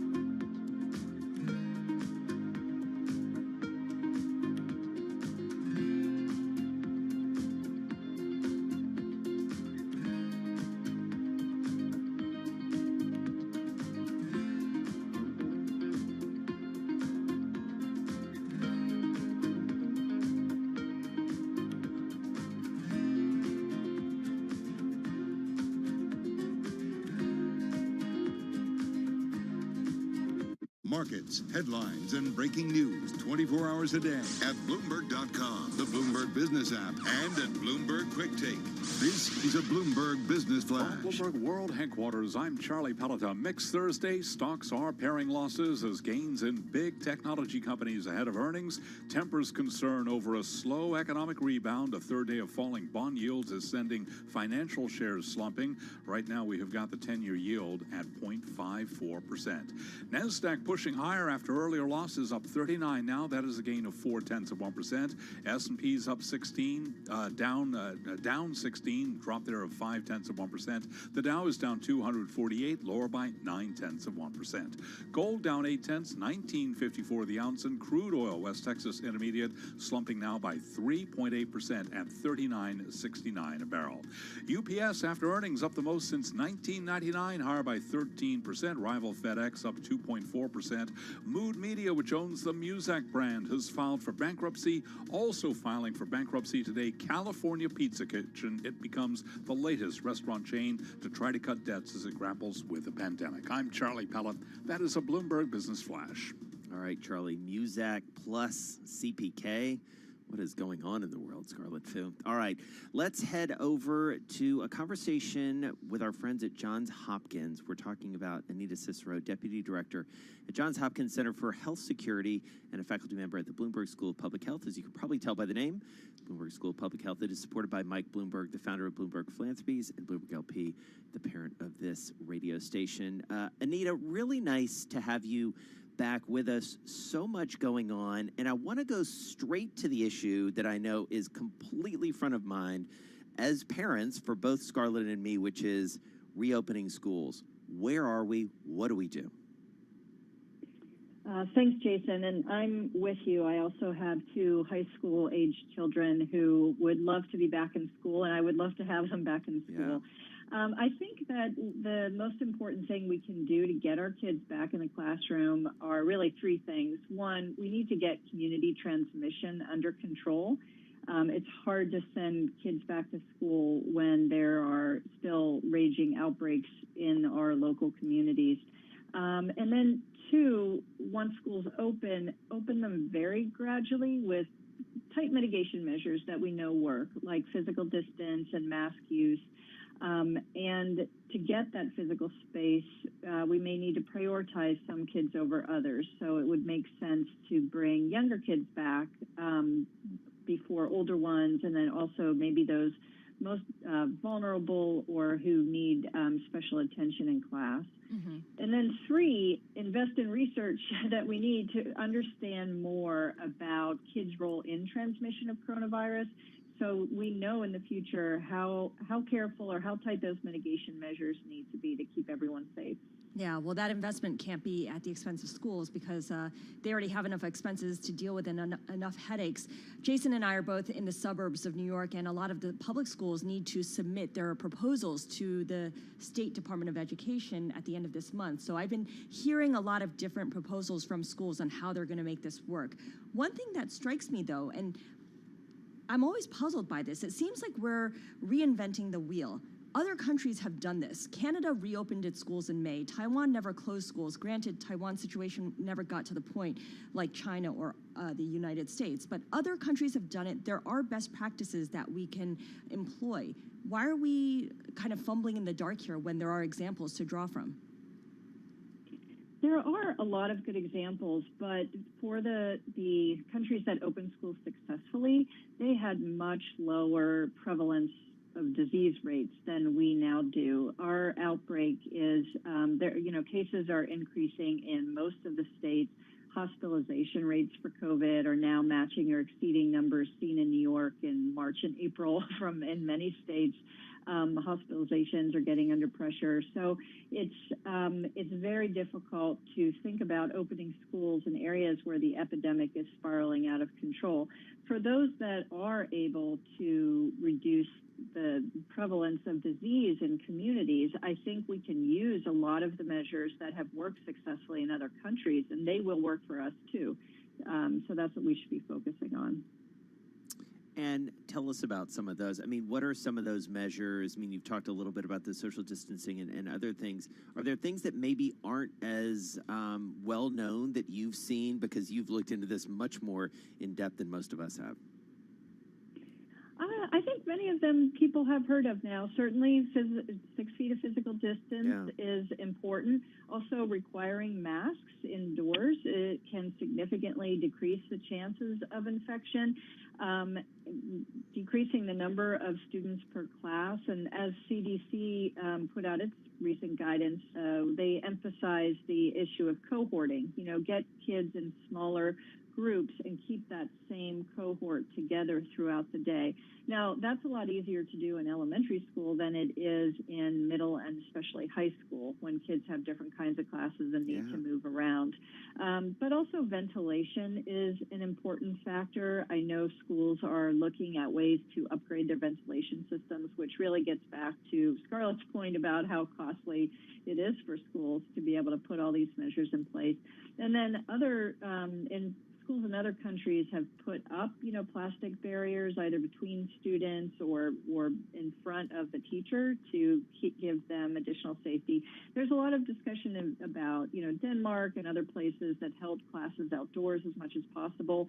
That is a great idea, and we should be creative in thinking about other spaces to bring children, but it's not going to be possible for all schools in all places in all states as we, start in the hot summer and continue through the cold winter. Yeah, especially given how much it rains here, Jason. I mean, you can set up all the tents you want, but when the rain starts coming in sideways, that's not going to work very well. Yeah, and it gets cold here in the Northeast. I say that as someone who grew up down south. It's cold. It's cold here in December, January, and February. All right, we're going to continue our conversation with Anita Cicero in just a few minutes on the other side of some news. She's the Deputy Director of Johns Hopkins Center for Health Security and a faculty member at the Bloomberg School of Public Health, joining us on the phone from our nation's capital. And, Scarlett, I have to say, you've been a great resource for me and sort of understanding. We've been comparing notes a lot because we live not too far from each other here in the New York suburbs. But it's also strange to think about, sort of different parts even of our state will probably approach this differently, right? You have to, because the infection rate varies from upstate to downstate to the city. Right now, we're feeling pretty good because the transmission rate is fairly low. But again, all that can change with one bad egg or one unfortunate incident and the cold weather. Yeah, and you think about, and you think about kids or their parents traveling and all those different things, and a lot of variables. Cohort idea, so many variables. All right, we're going to continue this conversation in just a few minutes with Anita Cicero. Glad to have her back with us because this is the biggest issue I think that so many people are facing, and this is Bloomberg.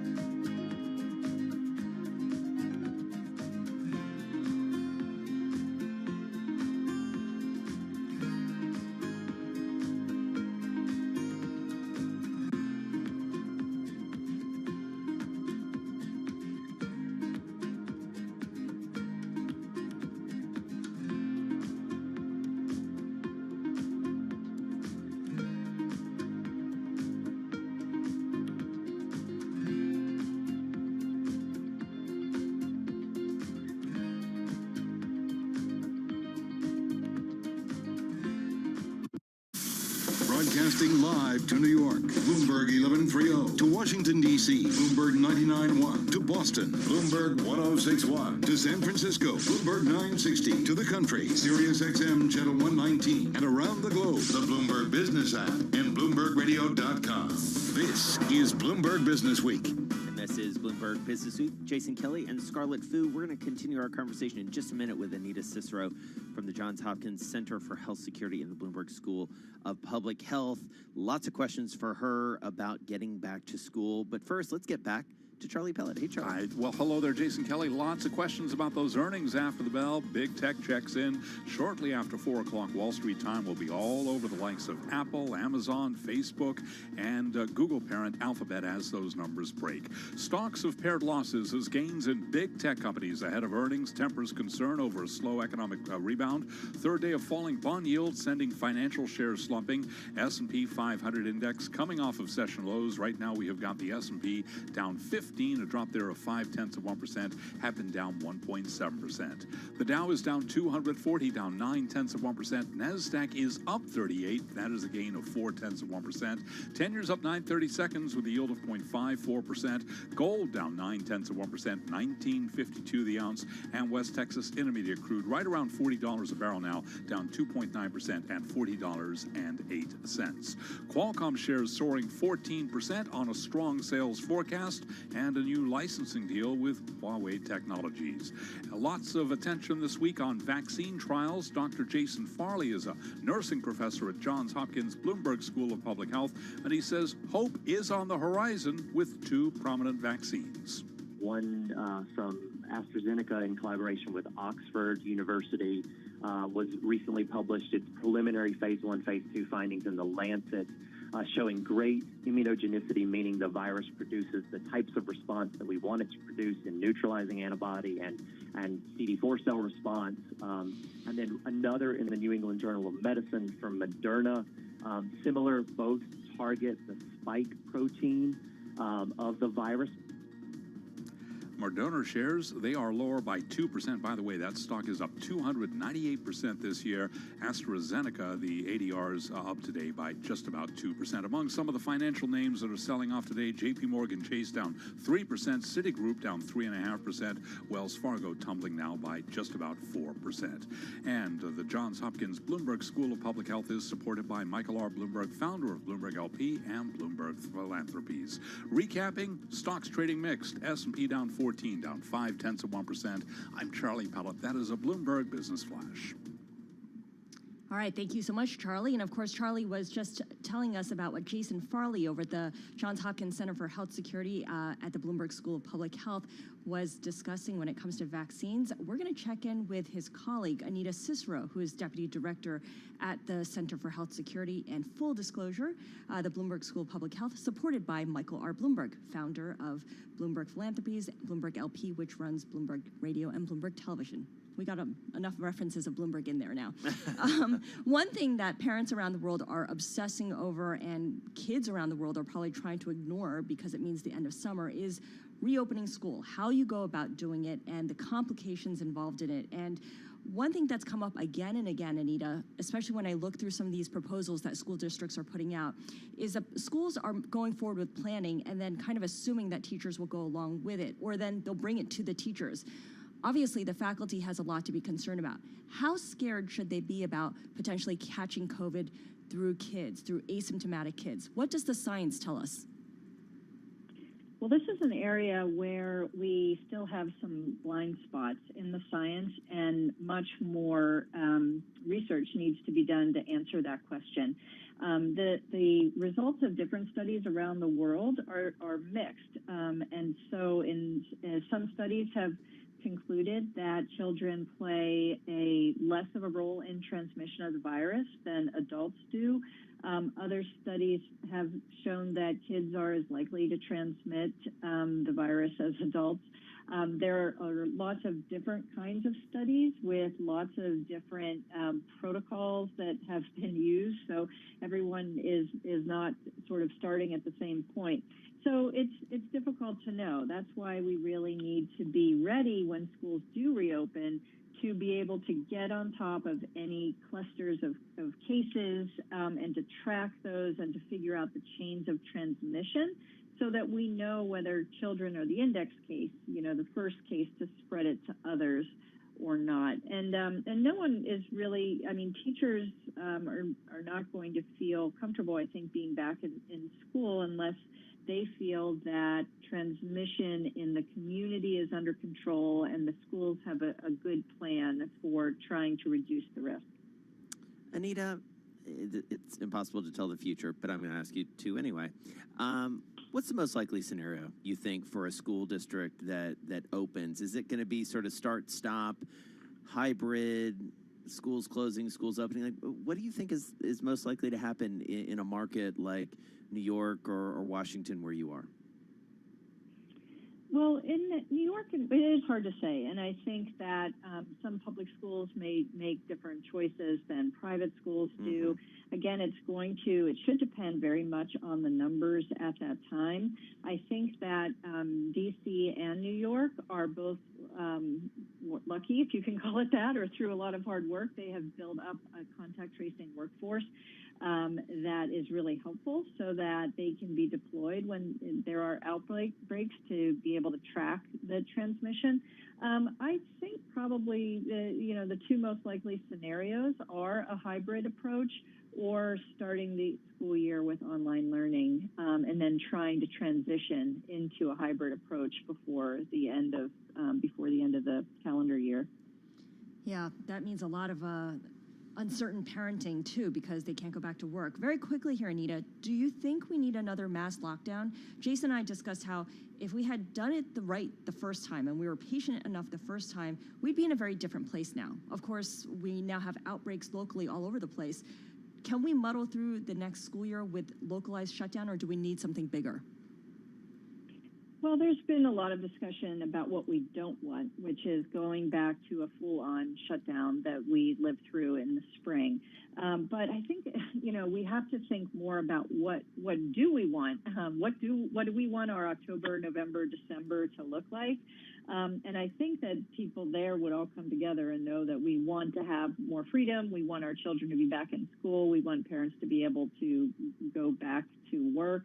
And so I think that what we need to do to get there, in light of the high number of cases and hospitalizations across the country, is to really encourage physical distancing and mask use, limit large indoor gatherings, and then in some areas with exponential growth of cases, we need to close high-risk activities where, in places where the outbreak is worsening. So things like bars and indoor entertainment venues and large indoor restaurants. And we don't need to go full-on shelter in place, but we can close some of the high-risk places that would really help to reduce the cases.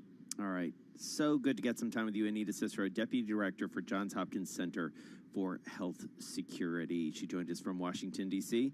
That's also where we find Nancy Lyons, and she's got world and national headlines. Hey, Nancy. Hey, Jason. A final celebration of the life of John Lewis is wrapping up at the historic Ebenezer Baptist Church in Atlanta. Former President Barack Obama was one of 3 former presidents in attendance at the church that was once led by Martin Luther King Jr.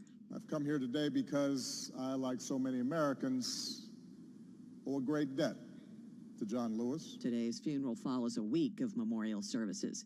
Herman Cain has died of coronavirus. He was the pizza chain executive who rose to prominence when he ran for the 2012 Republican presidential nomination, then had to withdraw due to a sex scandal. He was 74. President Trump is floating the idea of delaying the November election because of the pandemic. Bloomberg News Washington Bureau Chief Craig Gordon says this morning's tweet from the president follows a pattern.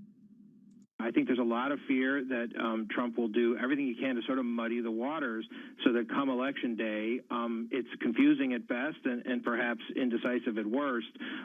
Very much, as the polls for Trump get worse almost by the day, it does seem like he's looking for some other tactics to try to mix things up. Certainly today's tweet takes that up several notches. The biggest, most sophisticated Mars rover ever built is heading for the Red Planet. And liftoff. as the countdown to Mars continues. The perseverance of humanity launching the next generation of robotic explorers to the Red Planet. That's NASA Mission Control. The goal is to bring the first Martian rock samples back to Earth to be analyzed for evidence of ancient life. The overall cost of this mission, more than $8 billion. Global news 24 hours a day, on air and on Bloomberg Quick Take, powered by more than 2,700 journalists and analysts in more than 120 countries. I'm Nancy Lyons. This is Bloomberg. Thank you so much, Nancy. Jason and I are here in New York, but if Jason was in San Francisco, he might be reporting to a manager locally as well as a manager in New York. And it turns out about 44% of U.S. employees work for at least two managers. That's according to a Gallup survey done in 2017. But Jason, what's interesting, of course, is with the office shutdowns and job losses caused by the pandemic, that may actually increase. We may all find ourselves reporting to two managers, and that means pleasing two masters, which is extremely difficult. Yeah, one is hard enough for most of us. It's interesting to see this. It's one of these stories, I have to say, I loved reading it, in part because this is a trend that I feel like was hiding in plain sight. You know, if you went to a dinner party when we had dinner parties, you know, or you talked to colleagues or friends at other companies, neighbors, they would probably express something very similar. And listen, we have this at our shop. You know, often you list, you know, on our internal system, multiple managers, and it does have a sort of a knock-on effect, especially when it comes to what are the expectations for your job. Yes, and how much time you spend on projects for each manager. Everyone always feels that they're not getting enough time from you. So pleasing two masters is difficult. I always feel like you never quite satisfy anyone, and then you end up feeling disgruntled and disappointed. Maybe someone out there is better at this than I am, but I found myself really stressed out whenever that was the case. Yeah, no, I think it's totally true. And listen, you know, we're living at this time where we're at a high level of anxiety, and I think that especially at a time where unemployment is so high, people are trying to do the best that they can for whoever they can. And as you alluded to, I think being remote and having to manage virtually, whether it's by Zoom or by phone or by email or by text or by tweet, who knows? Some people get managed by tweet, as we've seen. Yeah, absolutely. Yeah, that it's a thing. It's a thing these days. That's for sure. All right, you're listening to Bloomberg Business Week. Much more ahead. We're going to check in with Bloomberg Business Week magazine. We're talking about the economy and much more. This is Bloomberg.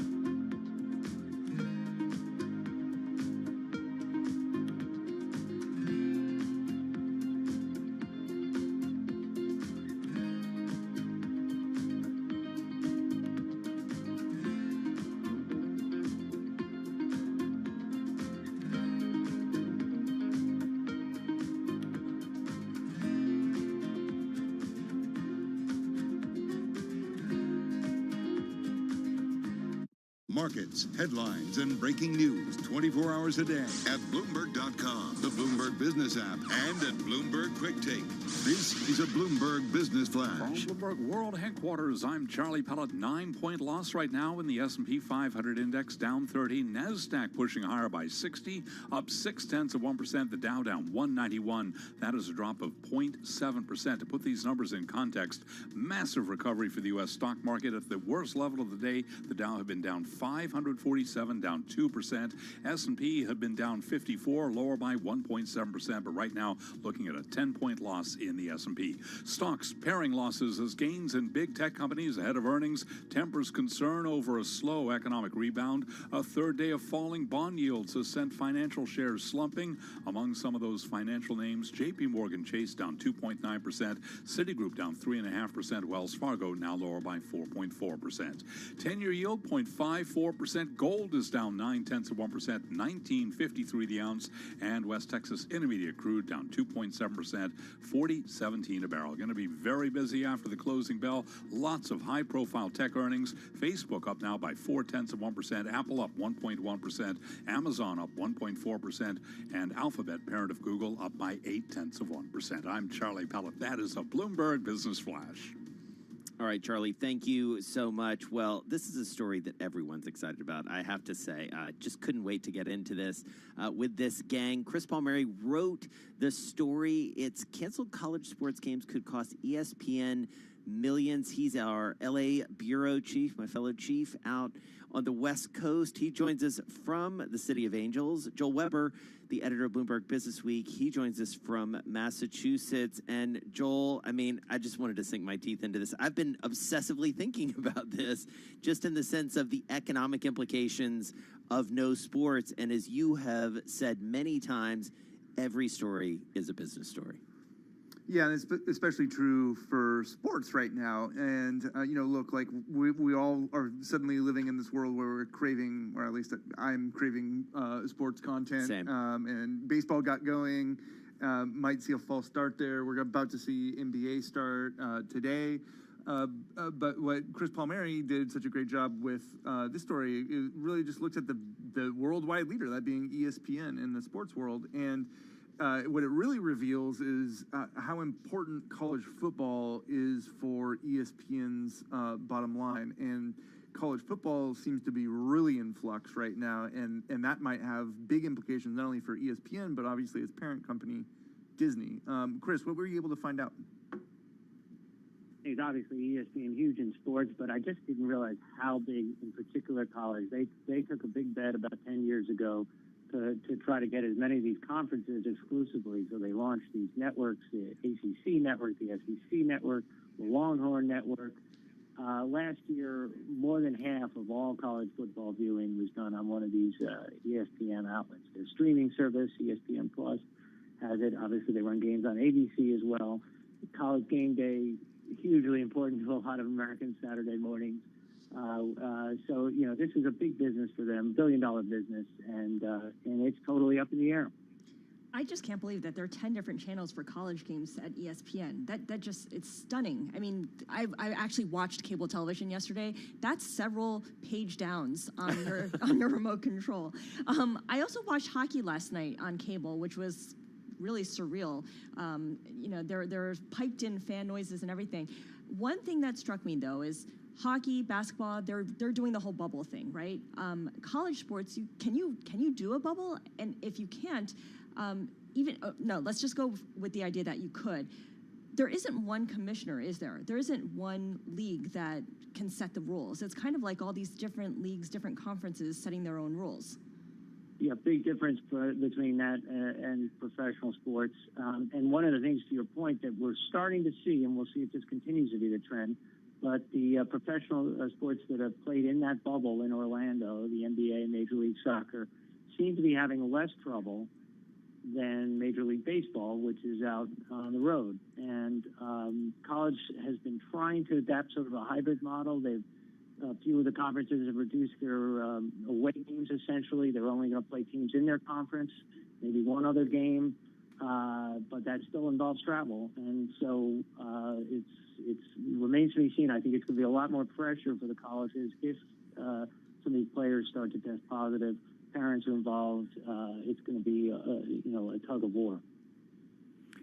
So disclosure that I'm a former ESPN employee here, but one thing that ESPN has really been able to use to its advantage is this lucrative two-stream business model where it makes money not only from advertisers, and it's an especially lucrative demographic, but then they also make money via the cable providers.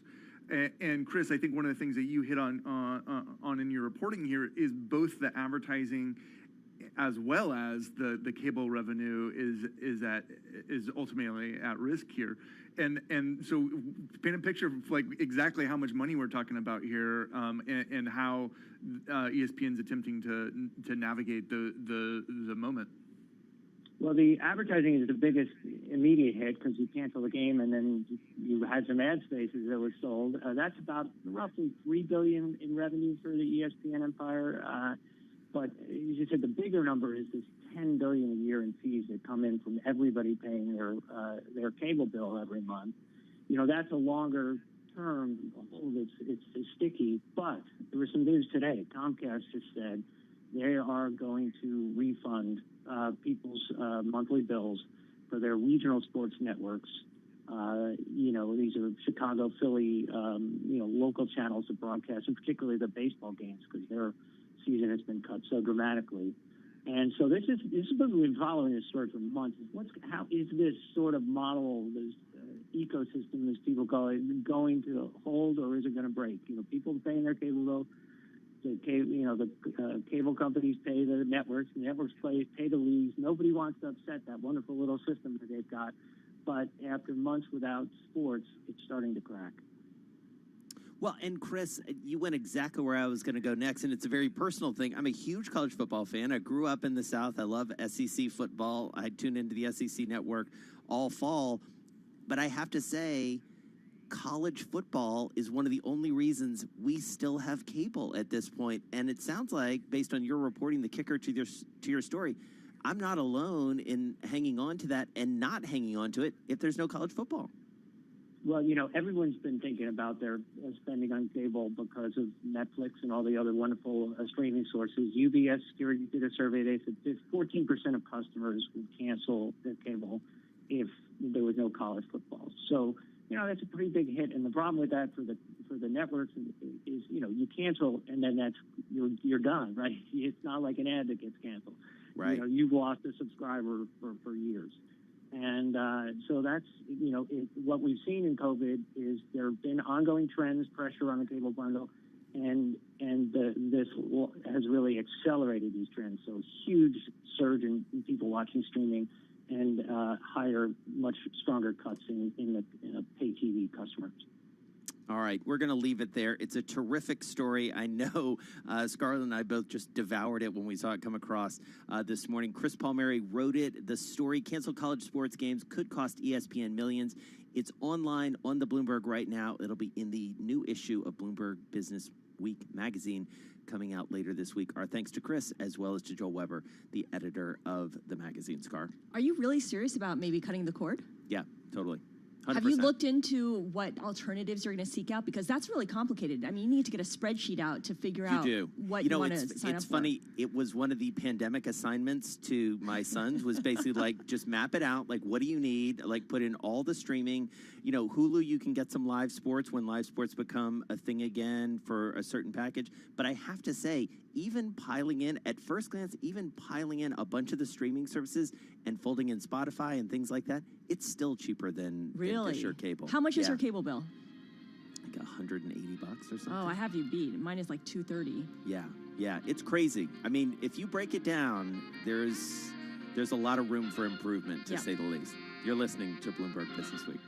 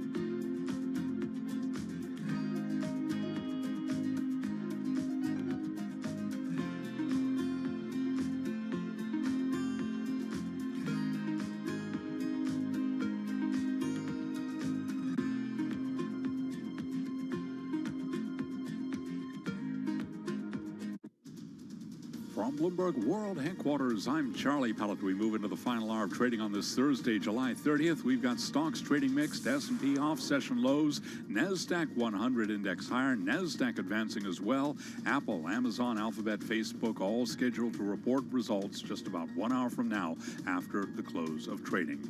Here's where we stand with the S&P 500 index now down 12, a drop there of 0.4%. Pairing earlier losses have been down as much as 1.7%. Dow Jones Industrial Average down 216. It had been down 547, a loss right now of 0.8%. NASDAQ advancing 49 points, up 0.5%. The NASDAQ 100 index up by 0.54%. 10-year up 10/32. The yield on the 10-year now 0.53%. Gold is down 0.9%, $19.53 the ounce. And West Texas Intermediate crude oil down 2.7%, $40.14 a barrel. America's alarming level of jobless claims persists as the economy struggles. And with more, here's Bloomberg's Vinny Del Giudice. Jobless claims rose for a second week as the coronavirus intensifies, hitting 1.43 million. Claims have been running above 1 million since March. The crisis shows no sign of letting up as cities and states impose new restrictions and businesses suffer the consequences of the worst economic shock since the Great Depression. Vinny Del Giudice, Bloomberg Radio. United Parcel Service is often seen as an economic bellwether. UPS shares surging to a record today as the courier blew past Wall Street's expectations thanks to pandemic-era demand for e-commerce deliveries, healthcare equipment, and goods from Asia. Revenue was up 13%. Shares of FedEx, shares of UPS are rallying 14.8%. Rival FedEx up now by about 2.5%. Well, some of the other stories that we're following for you, as I mentioned, we've got a lot of tech earnings coming after the closing bell today. Among some of those tech names, Facebook up 0.4%, Apple up by 1%, Google is up by 0.7%, Alphabet, of course, the parent of Google, and also we've got Facebook up by 0.4%. I'm Charlie Pellet. That's a Bloomberg Business Flash.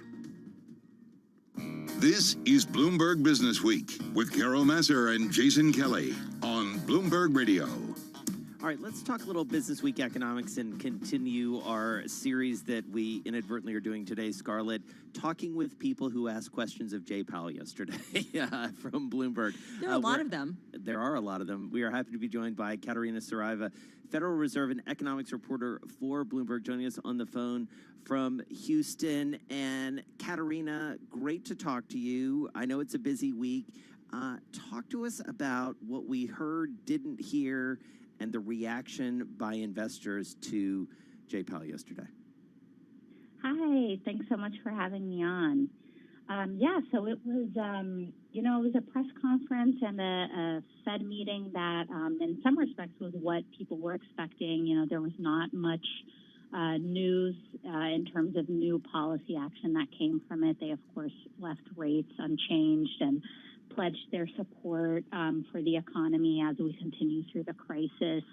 But I do think you heard, especially in the press conference, some more somber notes on the economy. Of course, we saw today's second quarter GDP print kind of show the length of what we're looking at in terms of the crisis. So you heard that from Chair Powell a bit yesterday, and you also heard him talk about fiscal action, which is timely as Congress debates the next round of stimulus.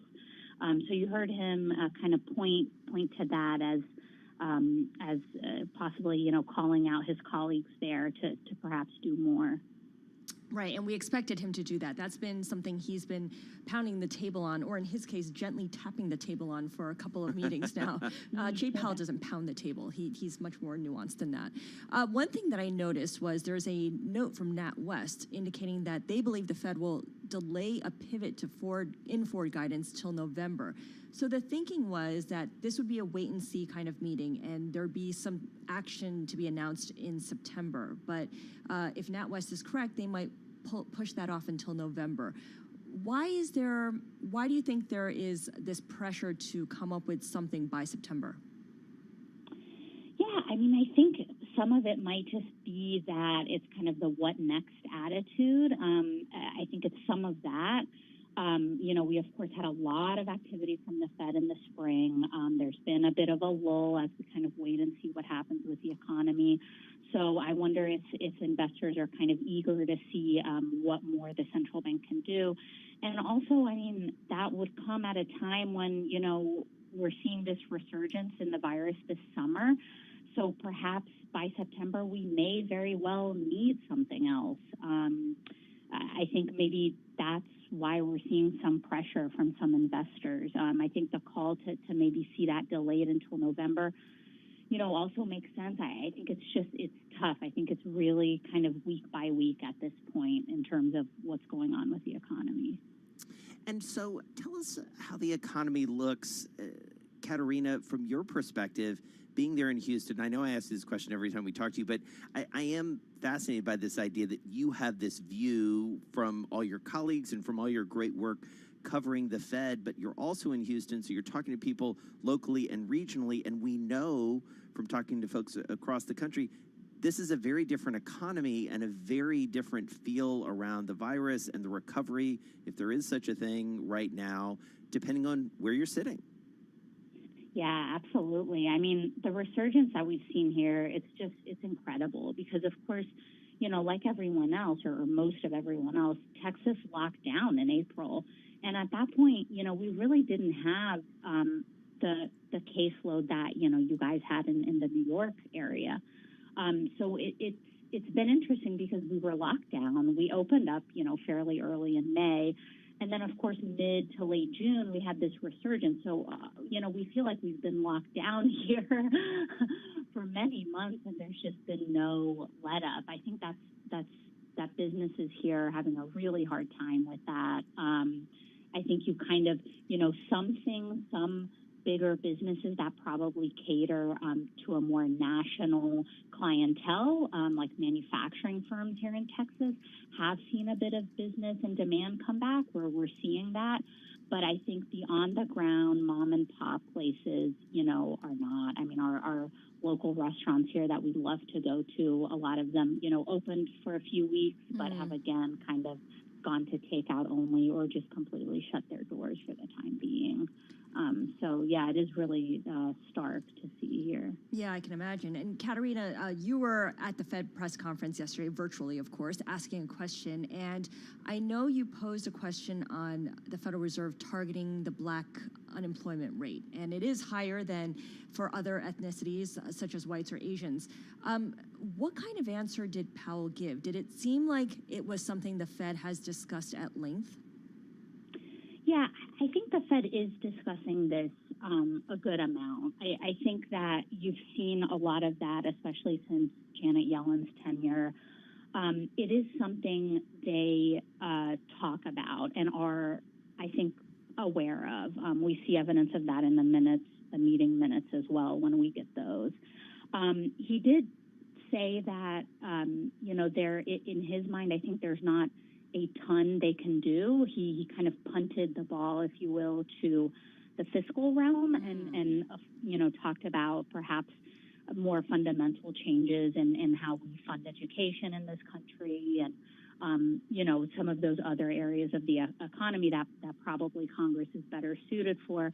But I do think there are things that the Fed could do in this realm. We've had economists call for the Fed to specifically target an indicator like Black unemployment, right. Saying, for example, that we won't raise rates until we see Black unemployment cross this threshold. So, there are things they could do. Certainly, they are no panacea when it comes to the entire economy, but, they do have tools at their disposal, in my opinion.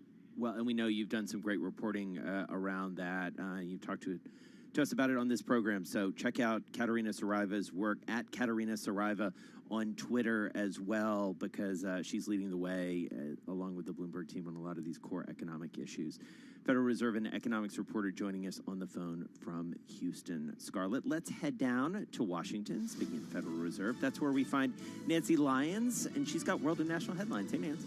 Hey, Jason. 3 former presidents were in attendance at John Lewis's funeral as he was mourned and celebrated at Ebenezer Baptist Church in Atlanta. Presidents Bush, Clinton, and Obama. He will live forever in the hearts of Americans who act justly, love mercy, and walk humbly with their God. Always keeping his eyes on the prize, always believing none of us will be free until all of us are equal. The life of John Lewis was in so many ways exceptional. Today's funeral wraps up a week of tributes for Lewis, from his birthplace in Alabama to Washington to his final resting place in his home of Atlanta. Secretary of State Mike Pompeo faced questions about Russia and Germany today while testifying about his reduced budget before the Senate Foreign Relations Committee. Asked about President Trump's failure to take up with Vladimir Putin the reported payments to the Taliban to kill Americans in Afghanistan, Pompeo said he doesn't tell the president what to say to foreign leaders. Anytime there was a tactical threat on the lives or the health or the safety and security or our assets in place, we have raised this with our Russian counterparts, not only at my level. Every one of our team that interacts with the Russians, we've made very clear our expectations. Pompeo said the State Department was involved and approved the reassignment of U.S. forces in Germany. Senator Mitt Romney said top officials there told him Germany took it as an insult. In Washington, Irv Chapman, Bloomberg Radio. Well, President Trump is suggesting the November 3rd election should be delayed until the pandemic eases. Only Congress, though, can change the date of elections. Global news 24 hours a day, on air and on Bloomberg Quick Take, powered by more than 2,700 journalists and analysts in more than 120 countries. I'm Nancy Lyons. This is Bloomberg.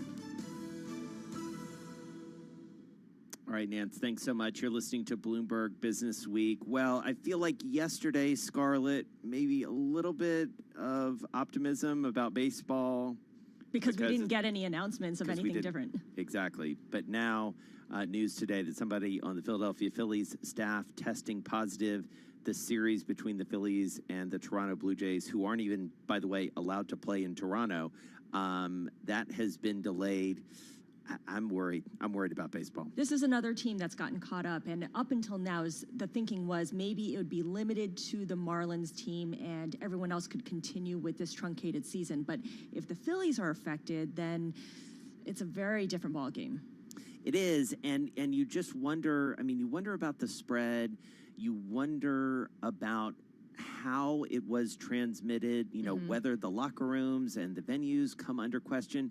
And also just this broader question of, if you've got these teams traveling everywhere, is it just a matter of time before this happens to every team? And, you know, we talked with Chris Palmieri and Joel Weber about college football, and the bubbles have worked, but, you know, Major League Baseball rejected the idea of a bubble. It was floated to do something in Arizona or Florida, as you know. Yeah. They weren't able to pull it off.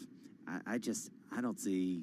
Even with the teams and the sports that are doing the bubble, there's a lot of question marks there. And you wonder how well people can adhere to all the social distancing rules when they're off the field or off the ice. Totally. I mean, these are grown adults, and they need to be responsible for themselves, and some of them will not make decisions that benefit the greater good. Yeah, that's totally true. And listen, so far so good with NHL, NBA. It's early days. I mean, they're testing all the time. And obviously the numbers actually get smaller as you go on in terms of, you know, teams leave and go home, and as we get closer and closer to the playoffs in the respective leagues. So, I mean, I'm hopeful for the NBA and the NHL, not so much for the NFL or college football. You're listening to Bloomberg Business Week.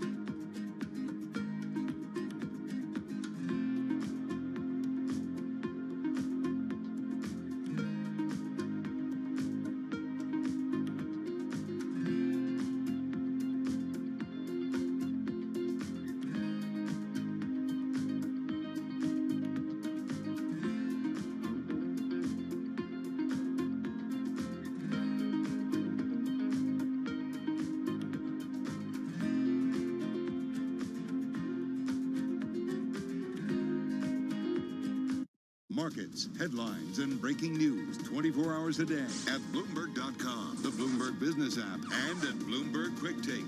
This is a Bloomberg Business Flash. From Bloomberg World Headquarters, I'm Charlie Pellet. We begin with a developing story out of Ben & Jerry's, the ice cream brand. It is halting Facebook and Instagram advertising through the end of 2020. Also says it will be stopping Twitter ads. Mixed day for the U.S. stock market. Quite a comeback for stocks. Let's head right over to the First Word breaking news desk for today's afternoon call. Here he is, Bill Maloney. And good afternoon, Charlie. That's right. U.S. stocks are trading mixed after a weak start, helped by Trump floating the idea of delaying the election in a tweet.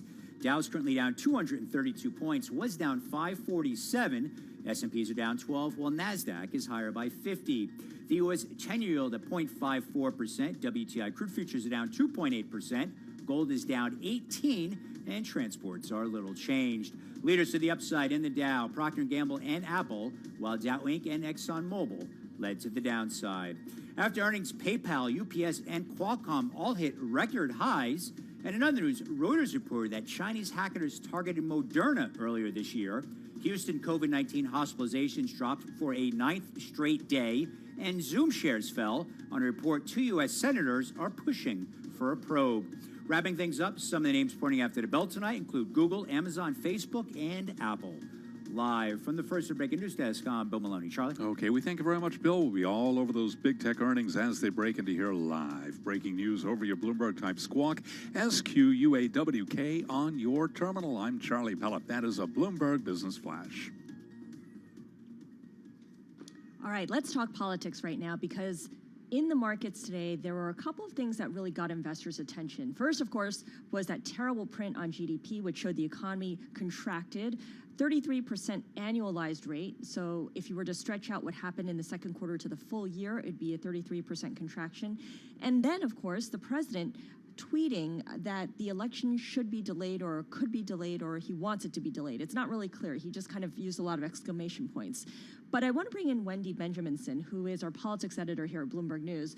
And she covers all things 2020. And of course, Wendy, the tweet that President Trump sent out was very much tied to the GDP report. His election prospects hinge on the economy.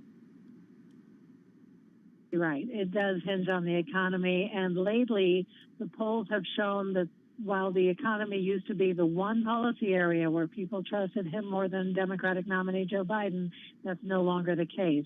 They are at least even, and Biden is ahead. So as soon as those very gloomy GDP numbers came out, he suggested we delay the election.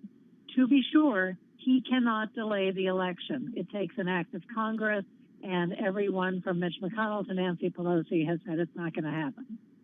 Were you surprised, Wendy, having the experience you have, knowing Washington the way you do, the ins and outs and the politics of it all?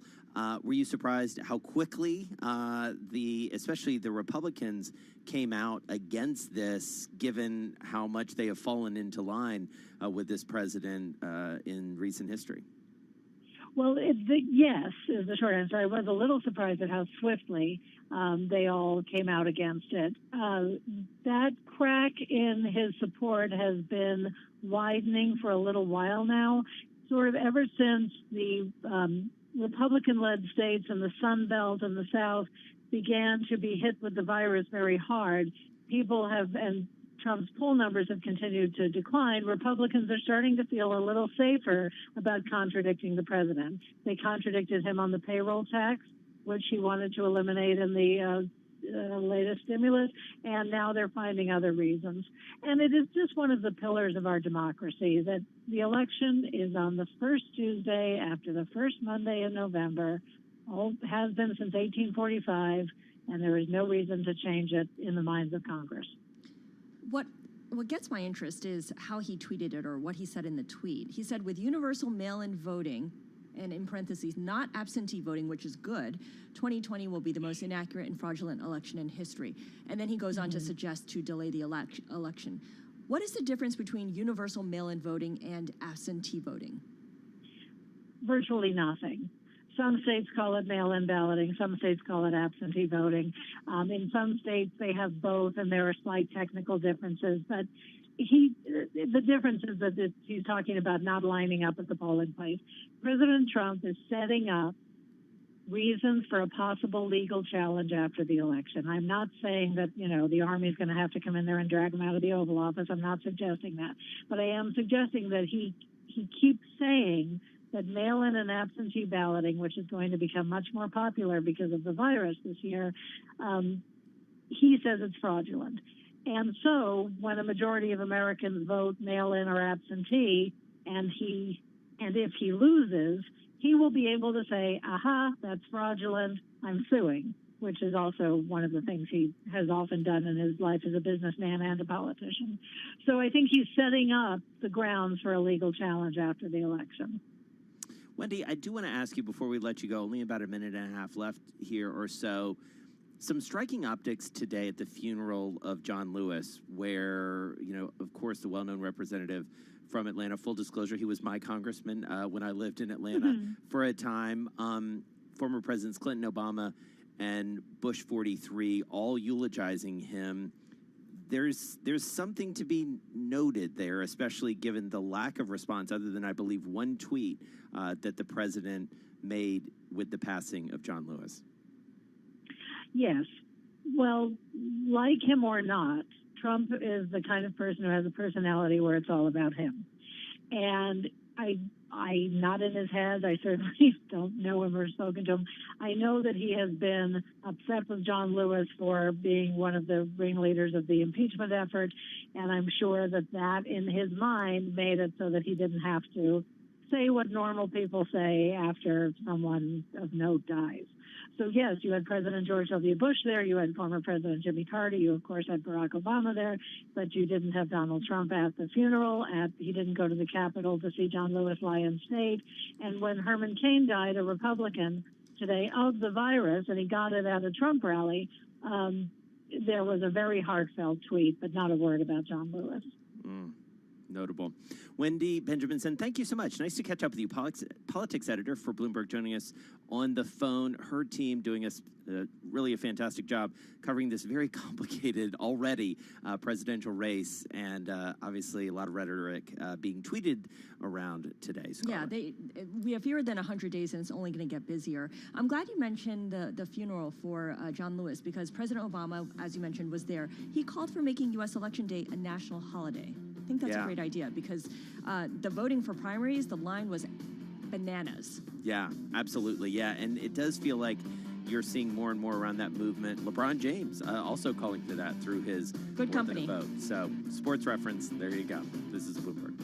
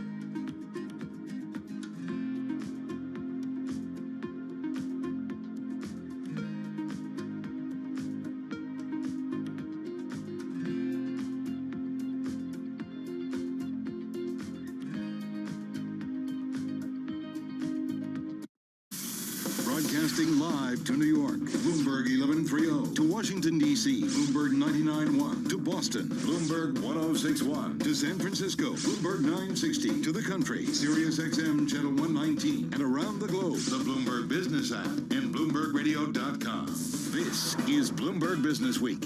Yep, it's almost that time, Scarlett. Chart of the day, song of the day.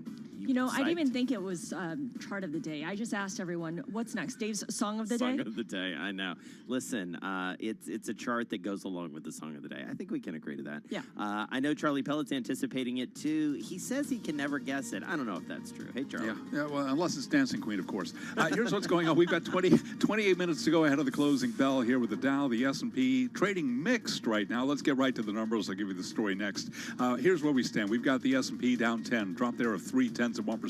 Dow is down 209. That is a drop there of 0.8%. NASDAQ up 58 points, higher by 0.6%. What a rebound today for the stock market. Yes, the S&P remains lower, down 10 right now, have been down 54, as much as 1.7%. NASDAQ had been down 130, and that was a drop of 1.2% higher now. The Dow had been down almost 550 points, again, with a loss right now of 170 points. 10-year, 0.53%. We've got gold down 0.8%, 19.55 the ounce, a retreat there for the precious metal, and West Texas Intermediate crude down 2.7%, 40.17 for a barrel of West Texas Intermediate crude. Stocks paired losses as gains in big tech companies ahead of earnings tempered concern over a slow economic rebound. Lots of attention this week on vaccine trials. Dr. Jason Farley is a nursing professor at Johns Hopkins Bloomberg School of Public Health, and on Bloomberg Radio this morning he told us hope is on the horizon with two high-profile vaccine developers. Now, they both kick off very soon. I think Moderna started enrolling its first patients in its vaccine trial, of which they're looking for 30,000 people late last week, early this week. And then AstraZeneca is launching very soon, if not this week. So both, again, good news for on the vaccine front. And AstraZeneca shares, they're up now by 2.2%. The ADRs, Moderna is down just about by 2%. The Johns Hopkins Bloomberg School of Public Health is supported by Michael R. Bloomberg, founder of Bloomberg LP and Bloomberg Philanthropies. Fasten your seatbelts, 27 minutes away from tech earnings, among them Facebook, Apple, Amazon, and Alphabet.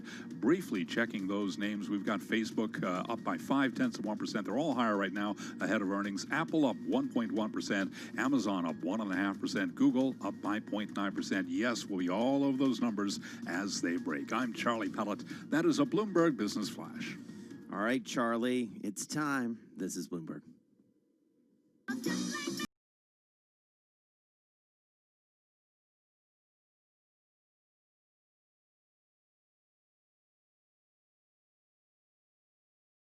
Jackson 5? Jackson 5, but I couldn't tell you the name of it.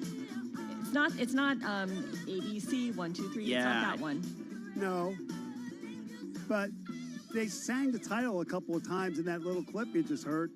Yeah, I kept listening for it to try and pick it out, but I mean, I've definitely heard the song, but I cannot name it either. I was taken away by Michael Jackson's voice. Yeah, just how wonderful I it know. is. Very young Michael Jackson. What is Absolutely. It's Love You Save. Love You Save. All right. That's the song. It was a #1 hit back in the day.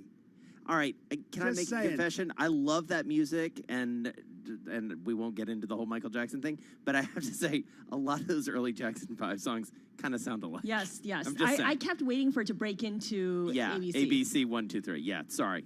I know that is not a cool thing to say. But you know, we're about children early of our Jackson. times. I could tell you any Michael Jackson song from Well, the 80s. Yeah, exactly. Totally. Sorry, Dave. Okay. All I can say is beat it, but that's another There you matter go. entirely. But, you know, actually, that's not a bad way to kind of get into this chart because it's all about, 5, hence the Jackson 5. Hey. You know, why not? Nice 5 connection. companies, 4 of them we already talked about because they're going to be out with earnings after the close of trading. Apple and Amazon and Facebook and Google's owner Alphabet. You throw in Microsoft and you're talking about the 5 biggest companies in the S&P 500 by market value.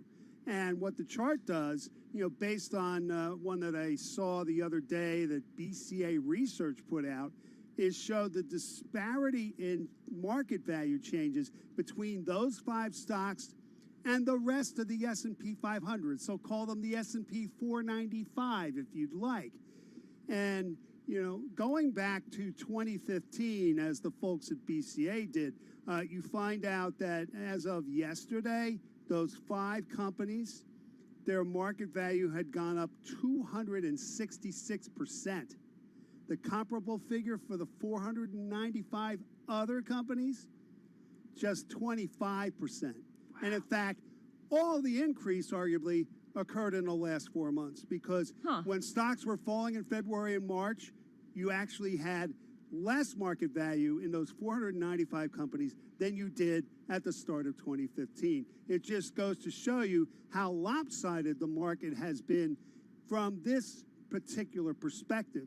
You know, the big tech companies relative to everybody else. And if you want to know more, folks, send me an email. I'll send you the chart, the explanation that goes with it, and everything I do going forward. The email address is dwilson@bloomberg.net. That's dwilson@bloomberg.net. I wonder what it would look like for the NASDAQ 100, because if you tally up those 5 companies, they make up more than 2/5 of the NASDAQ 100's value. And of course, the NASDAQ 100 is the ETF that tracks it, QQQ, is very popular. It's always getting a lot of flows. Right. So the NASDAQ 100, or I should say the NASDAQ 95 versus the top 5 stocks of the NDX, that would be a similarly blockbuster chart. Yeah, true. It might not be quite as much of a disparity, though. You think about what those other 95 companies are. There's a Tesla in there. It's Tesla. It's NVIDIA. You know, Netflix. Intel. You know, forget Intel the way things have been going lately, true. but I know. you know, AMD a whole now. lot of companies that have been Advanced Micro Devices. That's another one. So a lot of companies have been growing relatively fast. So, you know, what it shows you is that within the S&P 500, these 5 companies really have an outsized performance, and market value is one way to see that. I wonder if there's something comparable for the Russell 2000 for the small cap world. It's got to be some biopharmaceutical company. Yeah. And it was all done after March. But doesn't it it makes you think even more about the fact that this day after the market, we're going to see 4 of those 5. I mean, just the combined market value that's going to be reporting is mind-boggling, and I wonder if that's ever happened before. No, I don't recall it ever happening, having these 4 We were talking about that on our planning call. call, because you said, so how do we do this? And we're like, we don't know, because this has never happened before in terms of having these blockbuster names all report. But we will be checking in with Dave Wilson again right after the close of trading to get his stock of the day. And right after the close, we will bring you the beginning of that series of all those big names reporting. I think we've got Apple at 4:30, Facebook and Amazon, I think, coming out right.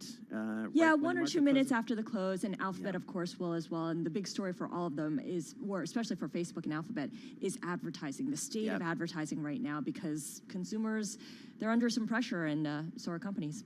Yeah, exactly. So lots more to come on that. That's only 20 minutes away. But right now, we need to get down to Washington and check in with Nancy Lyon. She's got World National Headlines. Hey, Nancy. Hey, Jason. President Trump is raising some eyebrows with his tweet today suggesting the November 3rd election should be delayed until after the coronavirus pandemic eases. Tennessee Republican Senator Lamar Alexander says that's not a good idea. We've had elections during wars. We've had elections during depressions. We've had elections during civil unrest. We should have our election when it's scheduled in November, and I'm sure we will. Only Congress can determine the date for elections. President Trump raised the idea by saying that mail-in voting would be subject to fraud, without citing any evidence to support his claim. Bells rang out all across the country today as a tribute to the late Congressman John Lewis on the day of his funeral. Former President Barack Obama offered the eulogy. When we do form a more perfect union, whether it's years from now or decades, or even if it takes another 2 centuries, John Lewis will be a founding father of that fuller, fairer, better America. A federal appeals court has agreed to reconsider its ruling that a judge overseeing the criminal case against President Trump's former national security advisor, Michael Flynn, had no choice but to dismiss it. The action threatens to undo an earlier decision from a 3-judge panel of that appeals court that ordered the case dismissed. Global news 24 hours a day, on air and on Bloomberg Quick Take, powered by more than 2,700 journalists and analysts in more than 120 countries. I'm Nancy Lyons. This is Bloomberg. All right, Nancy, thank you so much. So, unfortunately, Chapter 11 has become all too popular in this pandemic. The latest victim, Scar, one of the latest victims, I should say, California Pizza Kitchen, CPK, owned by private equity. That's not a good look for private equity. So you know it has a lot of debt. Yes, exactly. And the quote from the CEO of California Pizza Kitchen: "For many restaurants, the COVID-19 pandemic will be the greatest challenge they will ever face. For some, it may also be their last." That is bleak. Yeah, and they did get a loan from a group of its first lien lenders, but it was really a bridge. I mean, everyone was thinking initially when this shutdown happened that they just need to get past this hump. Yeah. And then when things return to normal and everyone opens up again, they'll make it up because people wanted to come out and support the economy. As we're seeing right now, that's far from the case. And even in places like New York, where things have improved a lot and the transmission rate is down, you don't see people going out to eat. And in New York City, the restaurants can't even open for indoor dining. Yeah, I mean, and add this to the list. NPC International, that's a Pizza Hut franchisee, the holding company of Chuck E. Cheese, yikes, and the U.S. arm of Le Pain Quotidien, all have sought bankruptcy protection since the pandemic started. And, I mean, we're not even getting into a bunch of the retailers like J. Crew and even Marcus and Taylor. I mean, retail restaurants have just been brutalized here. Now, some of them may come back in a different, smaller form, and maybe that's the answer to this new economy, this next normal. I don't know. You know, Travis Kalanick, formerly of Uber, he has that whole cloud kitchen thing. He was kind of ahead of his time. I mean, no one could have predicted the pandemic, but it works out in a way to have this kitchen that different restaurant companies can use to then do deliveries. Well, listen, I mean, a lot of the fine dining restaurants have turned to curbside pickup, you know, whether it's Danielle or 11 Madison Park and others. We just don't know what dining looks like, casual, fine, or otherwise, on the other side of this. And in the meantime, the bills got to get paid. And if they can't, Chapter 11 looms. This is Bloomberg.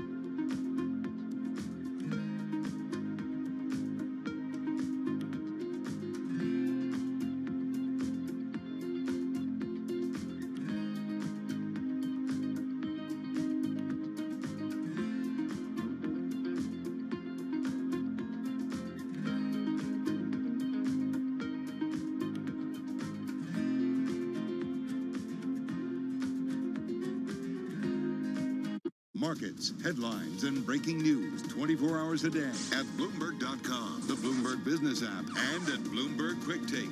This is a Bloomberg Business Flash. From Bloomberg World Headquarters, I'm Charlie Pellet. 13 minutes to go ahead of the closing bell. 13 minutes until we hear from the biggest tech names: Facebook, Apple, Amazon, Google. Facebook shares up now by 0.4%. Apple is advancing by 1%. Amazon also up 1%. Google shares up by 0.7%. Those shares gaining ahead of earnings. Stocks paired losses ahead of those reports on tempering concern over a slow economic rebound. A third day of falling bond yields has sent financial shares slumping.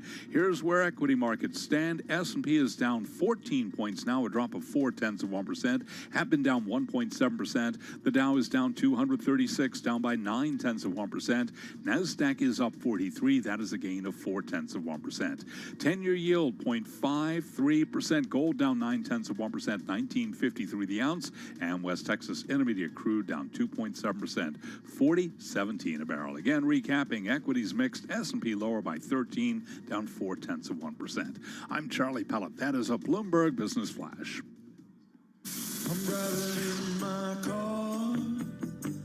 I turn on the radio. How about you let me drive? Oh, no. Who's gonna drive you home? Honey, please, I'll do the driving. Drive on. Excuse me, I want to drive. Just drive, baby. It's the question that drives us.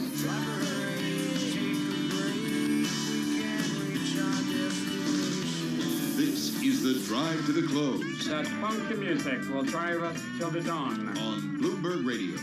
All right, it is the Drive to the Close. It's a big one today, given what we're anticipating on the other side. The perfect person to talk to us about it, Scarlett, is Kathy Boyle, president and founder of Chapin Hill Advisors, joining us on the phone from lovely Pound Ridge, New York, just up the road from me here in Westchester, and normally where you are, just up the road from your place, Scarlett. Kathy, really nice to have you back with us. Great to be here, Jason. How are you? I'm doing well. Tech, let's talk. I mean, this is a massive day. So just to set the table a little bit, we were just with our own Dave Wilson doing his chart of the day and following up. He said 16% of the total weight in the S&P 500, the big four tech companies. You throw in Microsoft, it's 22%. This is the market right now.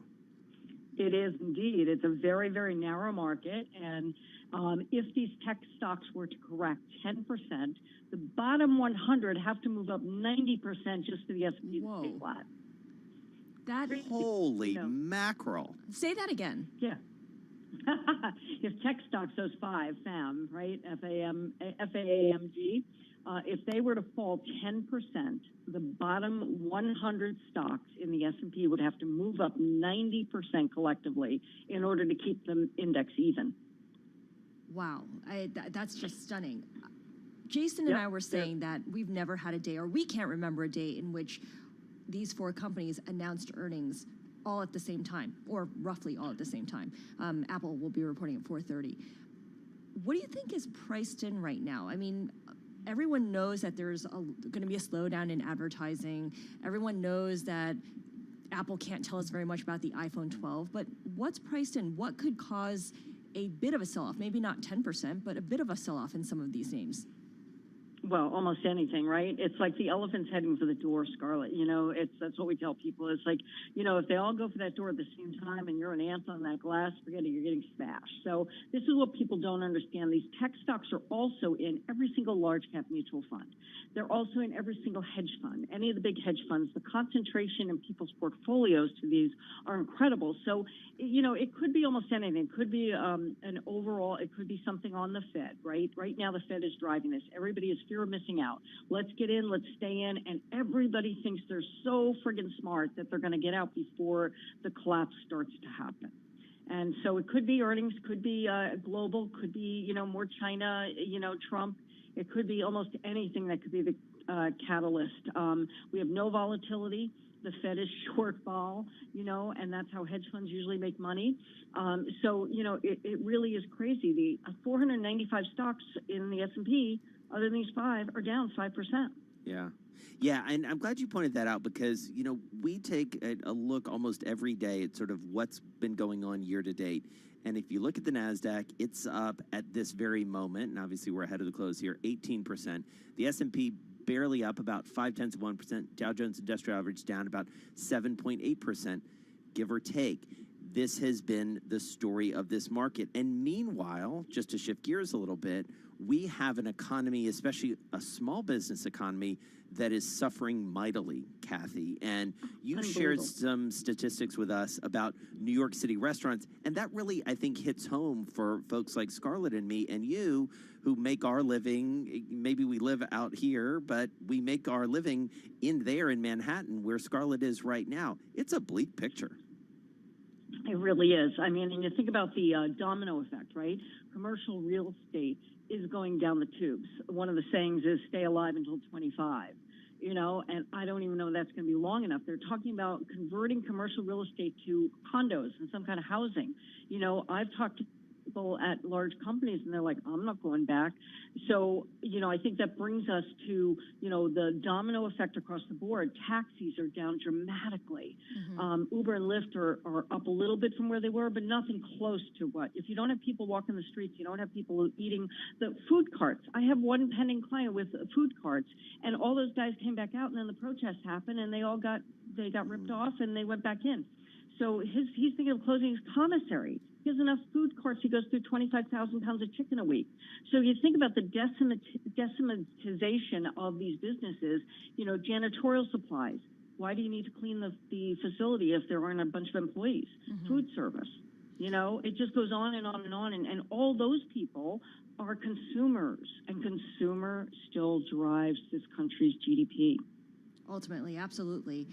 One thing you also point out, and it's something we should watch for, especially when we're looking at Amazon's earnings, is how much it costs for these companies to operate in this COVID-19 environment. Last quarter, we heard from Amazon that it would have posted an operating profit, except for the fact that it had to spend a lot of money making sure its warehouses were clean, making sure its employees were safe. All this expense for PPE, for cleaning, for retrofitting your office is piling up. It really is, and I don't think people are focused on that, Scarlett. I have done a pivot. You know, my speaking business is dead in the water right now. We're trying to move to virtual, but I got canceled on every speaking engagement for this year. We have events. We can't hold an event in New York City. Our people from Westchester, Fairfield, and New Jersey are telling us they don't want to go into New York. And, you know, then a lot of my clients are afraid their businesses aren't going to exist. So I ended up falling into this PPE market just because I have huge connections. And we are selling millions of boxes of gloves and masks and gowns, and the amount of money people are spending on this stuff, people have no idea. I mean, if you have a factory and you have a bunch of workers, they go out for a break, they take their mask off, they take their gloves off, they need new when they can. If you're dealing with people, you have to change those masks on a regular basis. And even if you're only paying 30 cents for the mask, you have 200 employees times 4 months a day, it just adds up. Absolutely. Well, it's always interesting to catch up with you and get your perspective, because we know you are both an investment guru and an entrepreneur. So, Kathy Boyle, really good to catch up with you. Best of luck. Hope to catch up with you in the not-too-distant future. President and founder of Chapin Hill Advisors, joining us on the phone from Pound Ridge, New York, just north of where I am here, Scarlett, and where you normally are. Yeah, it's up, what, 684 from you? Exactly. That's exactly right. I think Beautiful. It's horse country. It's so beautiful, yeah. Well, and also it's interesting, her perspective, too, because it's right on the border with Connecticut, too. Yes. And, you know, Fairfield County, and we didn't get to talk about this, but you know this and I know this, the real estate market in the burbs is kind of bananas right now as everybody sort of reconsiders where they're going to be. Especially before school starts. Everyone thinks that school is going to be better in the suburbs. I've got news for you. It's not. It's not. It's not. Yeah, we were talking about that earlier, and certainly a lot of big question marks. And a lot of big question marks as we anticipate the big earnings. Stay with us. You're going to want to hear. Musical accompaniment for this. I know. Yeah, we all work hard for the money. All right, especially those tech companies. Maybe not so hard. They've got a lot of it. It just We're gonna comes see in. how much they made. Coming up. Stick with us. This is Bloomberg.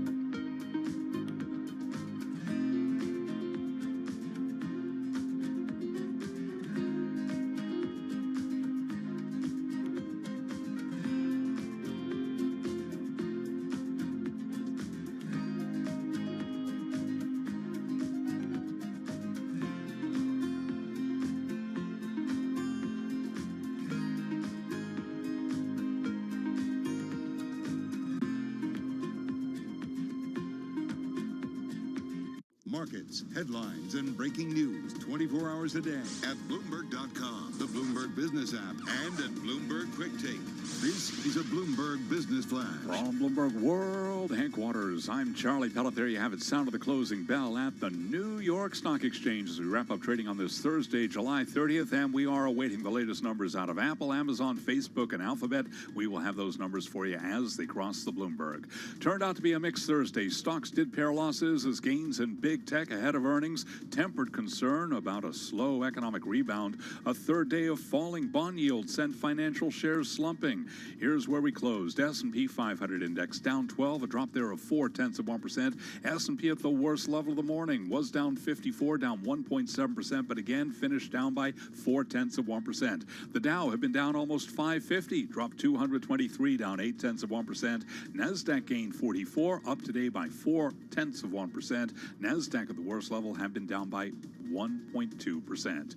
10-year yield 0.53%. Gold down 0.8% at $19.54, and West Texas Intermediate crude down 2.6%, $40.20 a barrel on West Texas Intermediate crude.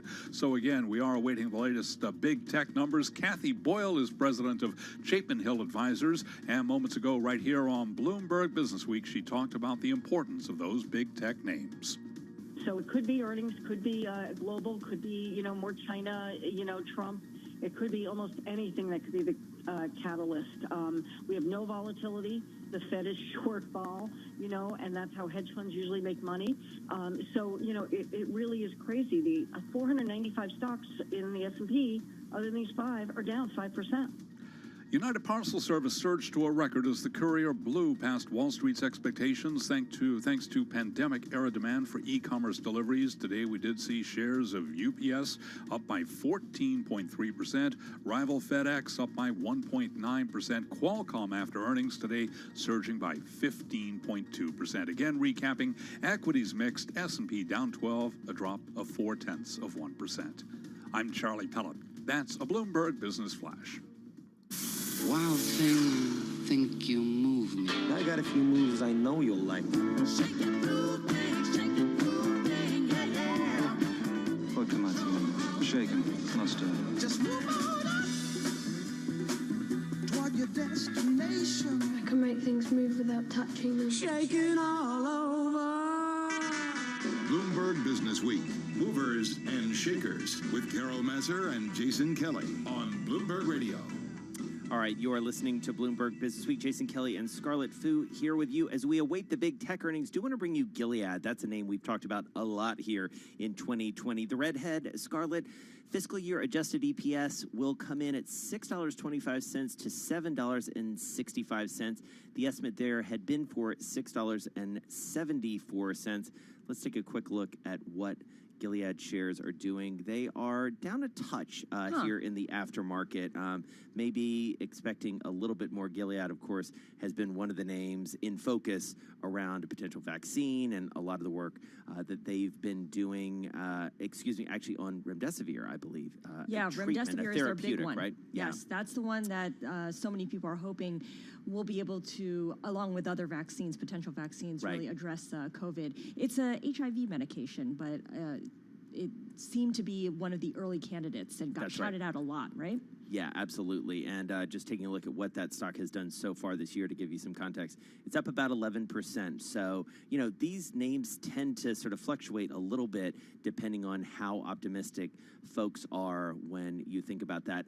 One name I also wanted to mention, because Charlie mentioned it in passing, and we talked a lot about it yesterday, speaking of tech, is Qualcomm. Yes. And it was interesting to get the view of Anand Srinivasan, our colleague over in Bloomberg Intelligence, because he basically said, look, they've cleared the decks of all this royalty litigation, and now the world is kind of their oyster in many ways. And, it's become one of the dominant tech names and certainly one of the dominant chip names, as Intel, as Dave Wilson mentioned earlier, has fallen a bit by the wayside. Yeah. Qualcomm's up about 21%, almost 22% this year. Qualcomm, NVIDIA, AMD, they seem to be the tech names really driving the trade here. And the interesting thing about Qualcomm is that one reason why people were so excited about the results yesterday is because they signed a new licensing deal with Huawei Technologies. but it's not really clear what that relationship is going to be like going forward, because we know that the U.S. government is basically not allowing U.S. companies to do business with Huawei unless you get a waiver. We don't know what the status of any of this works out to be, but at the very least, it removes a legal overhang. And from Huawei's perspective, shows that it's trying to comply with whatever limitations are being imposed on it.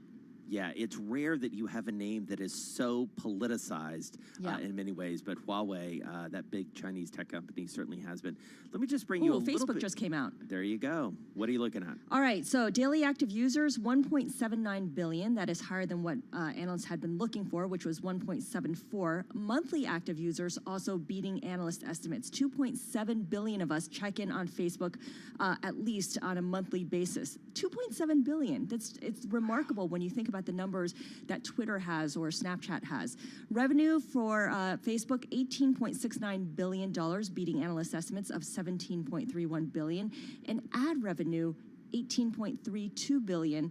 Analysts were looking for shy of $17 billion. So, Jason, there was a lot of concern about how advertising would be a big problem for Facebook. Yeah. Certainly, there's a lot of controversy around it, but if nothing else, Twitter and Snapchat showed us that it did not benefit. They did not benefit from the advertising boycott. So Facebook continues to hold on to its clients. And it'll be interesting to see whether they disclose the numbers or whether analysts are able to tease them out, the role that Instagram had in all of that. And Instagram, of course, came up in that congressional hearing yesterday with Mark Zuckerberg essentially having to concede that effectively, based on some documents, they bought Instagram to take out a competitor. That has been a huge, huge bet.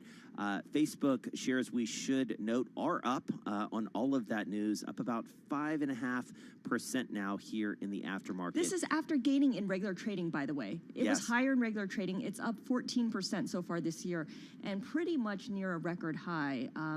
I'm just going to double check that. It's been floating around those levels. High since July 22nd, but on July 22nd, I think it was at a record high. There you go. Yeah, it's been soaring, to say the least, to be fair. All right, let's do a quick check of volatility while we await some other numbers. Volatility up a touch, 4.6%, closing at 25.21. This is Bloomberg. All right, Dave, you're up. Hi, my name is Dave. Wilson, where are you? Wilson! Just what do you think you're doing, Dave? We're going for a price on Wilson. Open up the door, it's Dave. Who? Dave.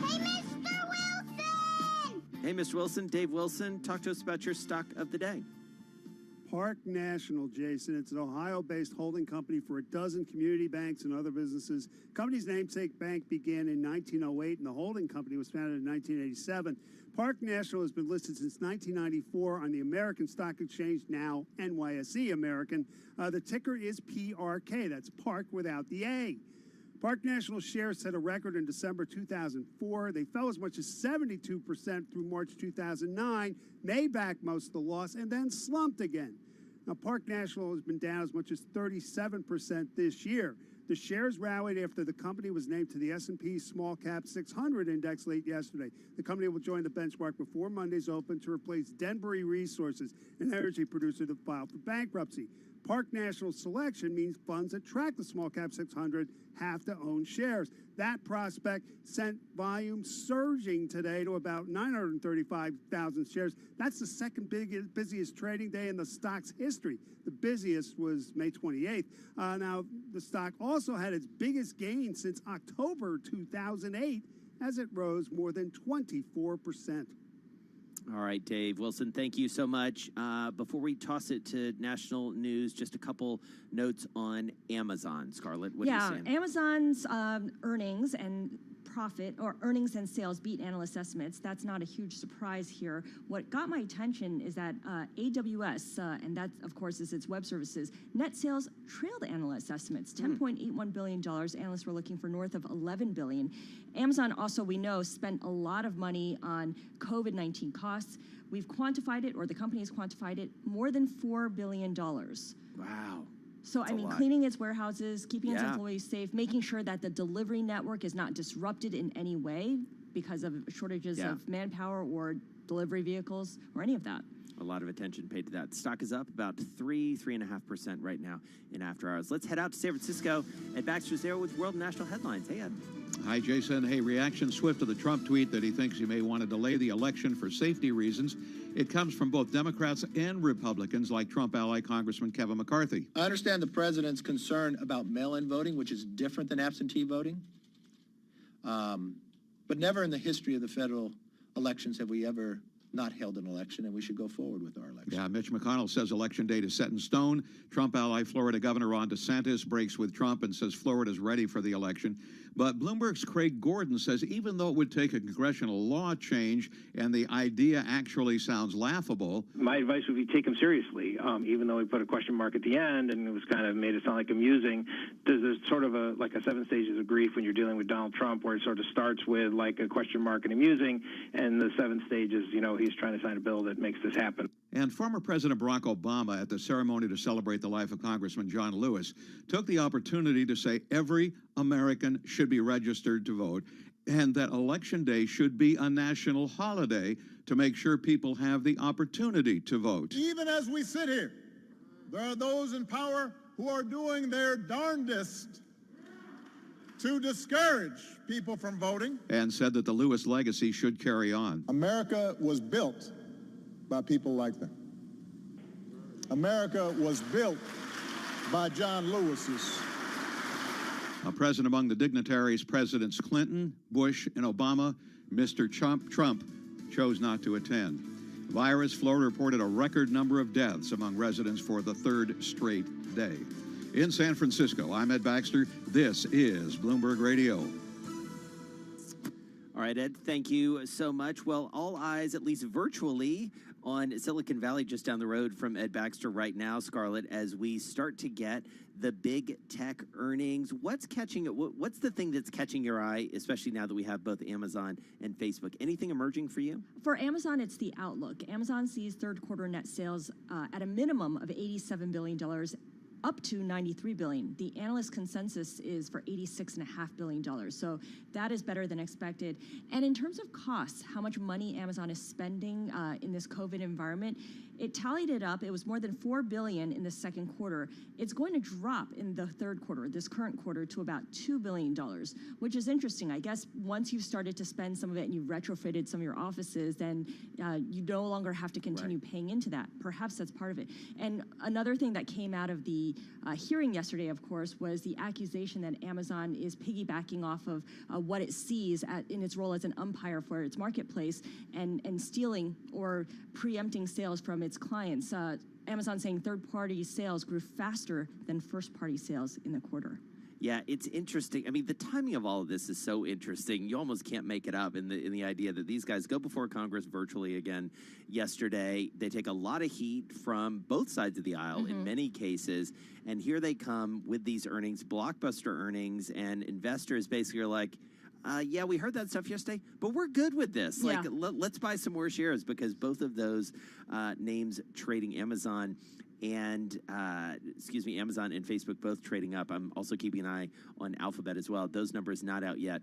We'll bring those to you. And coming up in just a few minutes, we're going to check in with an expert out in Silicon Valley, our friend Bob O'Donnell over at Technalysis. He's going to break down what we need to be taking away from these names. But it's a big day for tech. As we said, 16% of the S&P's value reporting earnings right now. Can you imagine if these numbers came out before their hearing? They would never hear the end of it. It would just be Senate, Congresswoman after Congressman telling them how much they earned during that period.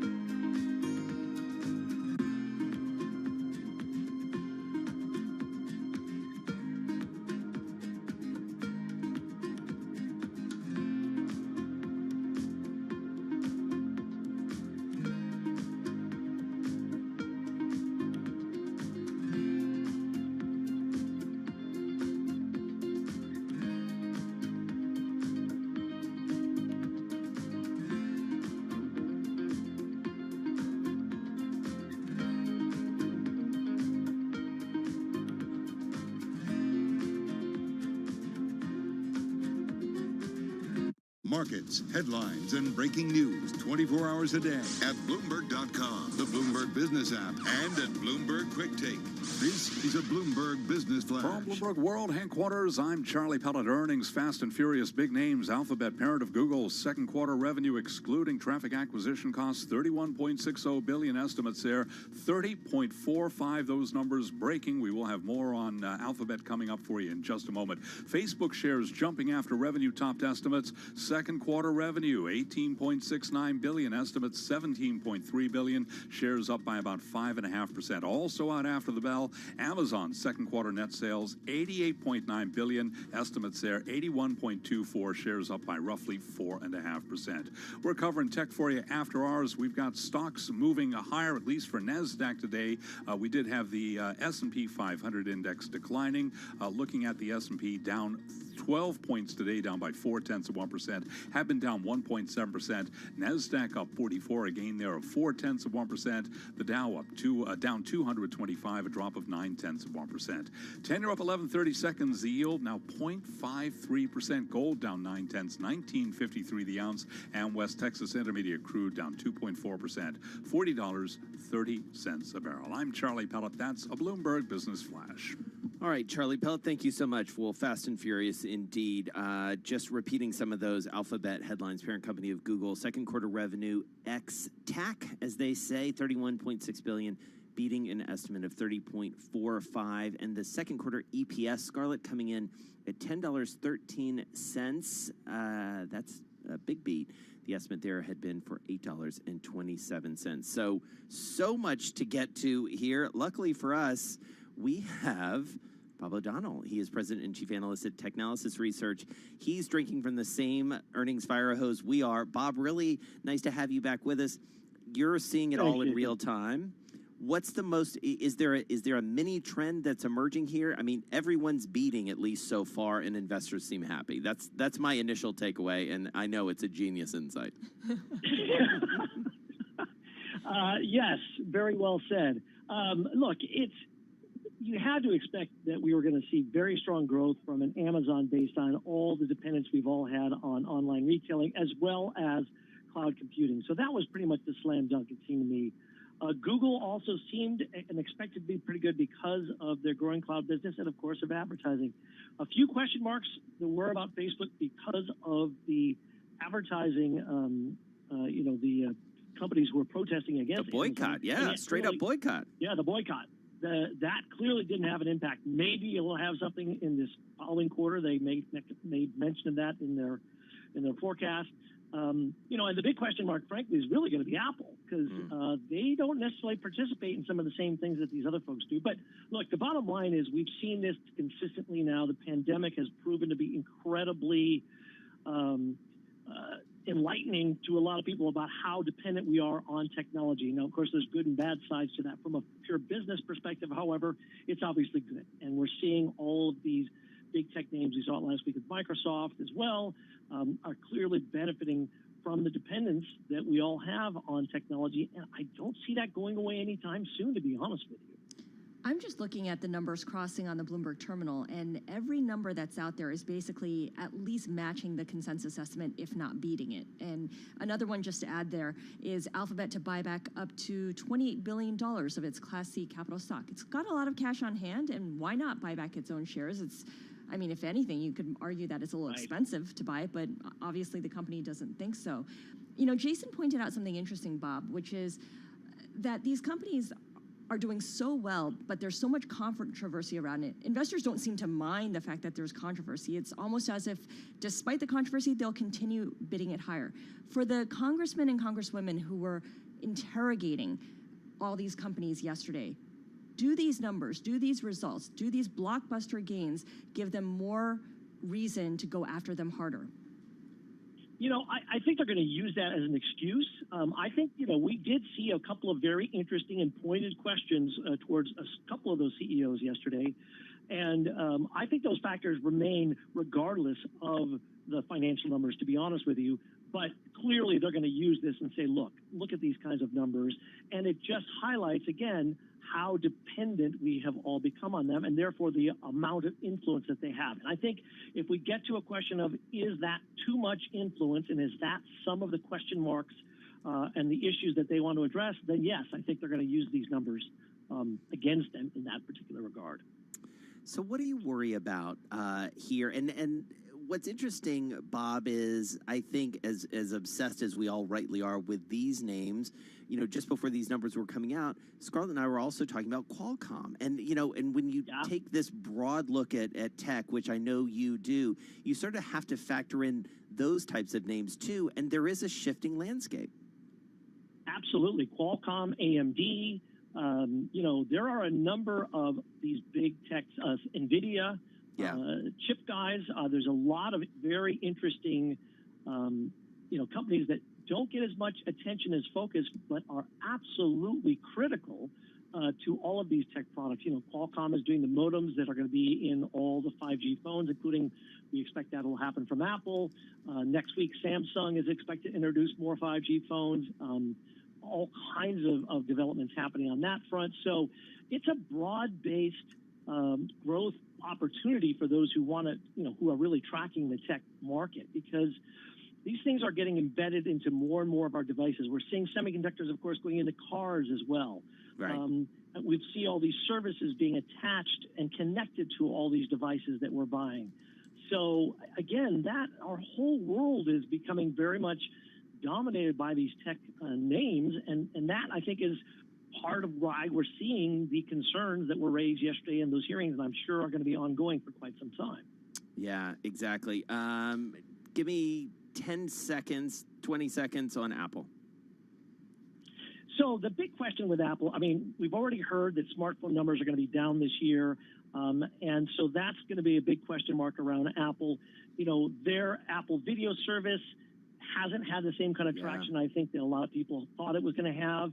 And of course, they've been closing a lot of retail stores. So you add all those things up, and there are certainly question marks. Having said that, I've learned to never, ever, ever bet against Apple. So my guess is they may come in okay, but just not great.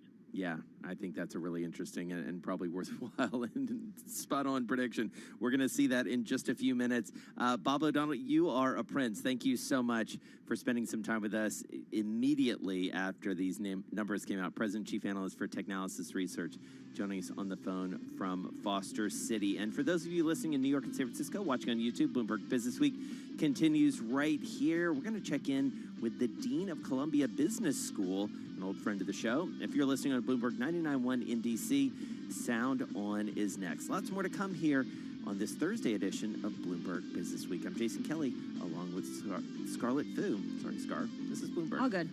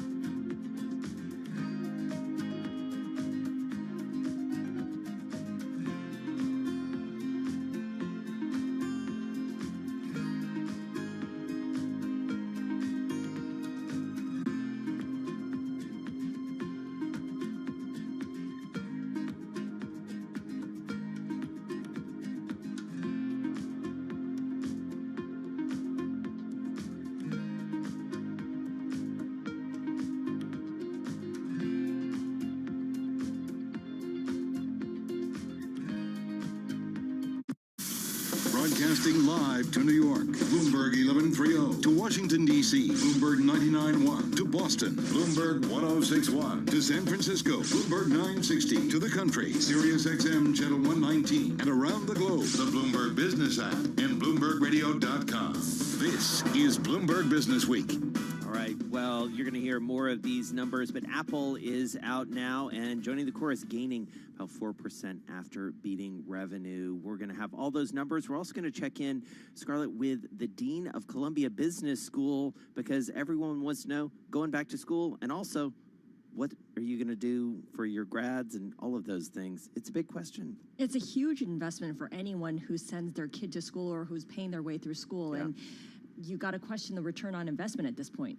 Absolutely. All right, that and much more ahead. First, Charlie Pellet, you got a lot of headlines to cover, my We man. certainly do, and here's what we do. That's what we do here at Bloomberg. Amazon guiding higher, sees third quarter net sales 87 to 93 billion, estimates there 86.51 billion. Shares up after hours by about 5%. It reported profit that far exceeded analyst estimates, showing that the e-commerce giant can make money despite spending heavily to keep operating through the COVID-19 pandemic.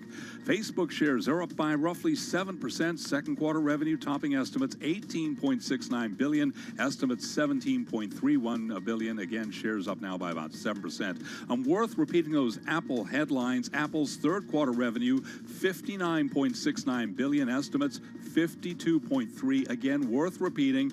Apple's third quarter revenue 59.69 billion, estimates 52.30. Apple also reporting a 4-for-1 stock split. Plenty to digest after hours. So those stocks all advancing in after hours trading. Some of the other stocks that did move higher today after earnings, keeping an eye on shares of Qualcomm. It reported today jumping by just about 15%. Traders also watching any developments on stimulus out of Washington, D.C. today. We also were keeping an eye on what's happening in Washington. Michelle Meyer is head of U.S. economics at Bank of America Securities. She was interviewed this morning on Bloomberg Television. From here on, I think it's absolutely critical to pay attention to how consumer behavior evolves in the face of COVID risks and how the stimulus evolves, both monetary and fiscal. And right now, we're in a critical point when thinking about fiscal policy and how targeted the stimulus may or may not be in terms of reaching that population. S&P down today by 12 points, down 0.4%. The Dow down 225, down 0.9. NASDAQ up 44, up 0.4. 10-year yield 0.53%. Gold down 0.8, 19.55 the ounce. I'm Charlie Pellet. That's a Bloomberg Business Flash. All right, Charlie, thank you so much for that update. We will continue to keep an eye on those tech stocks, all on the move upward. A big day for tech. Well, in the business world and in the world of education when it comes to business, a lot of moving parts there as well. Delighted to have back with us Kostis Maglaris. He is the Dean of Columbia Business School. He joins us on the phone from New York City.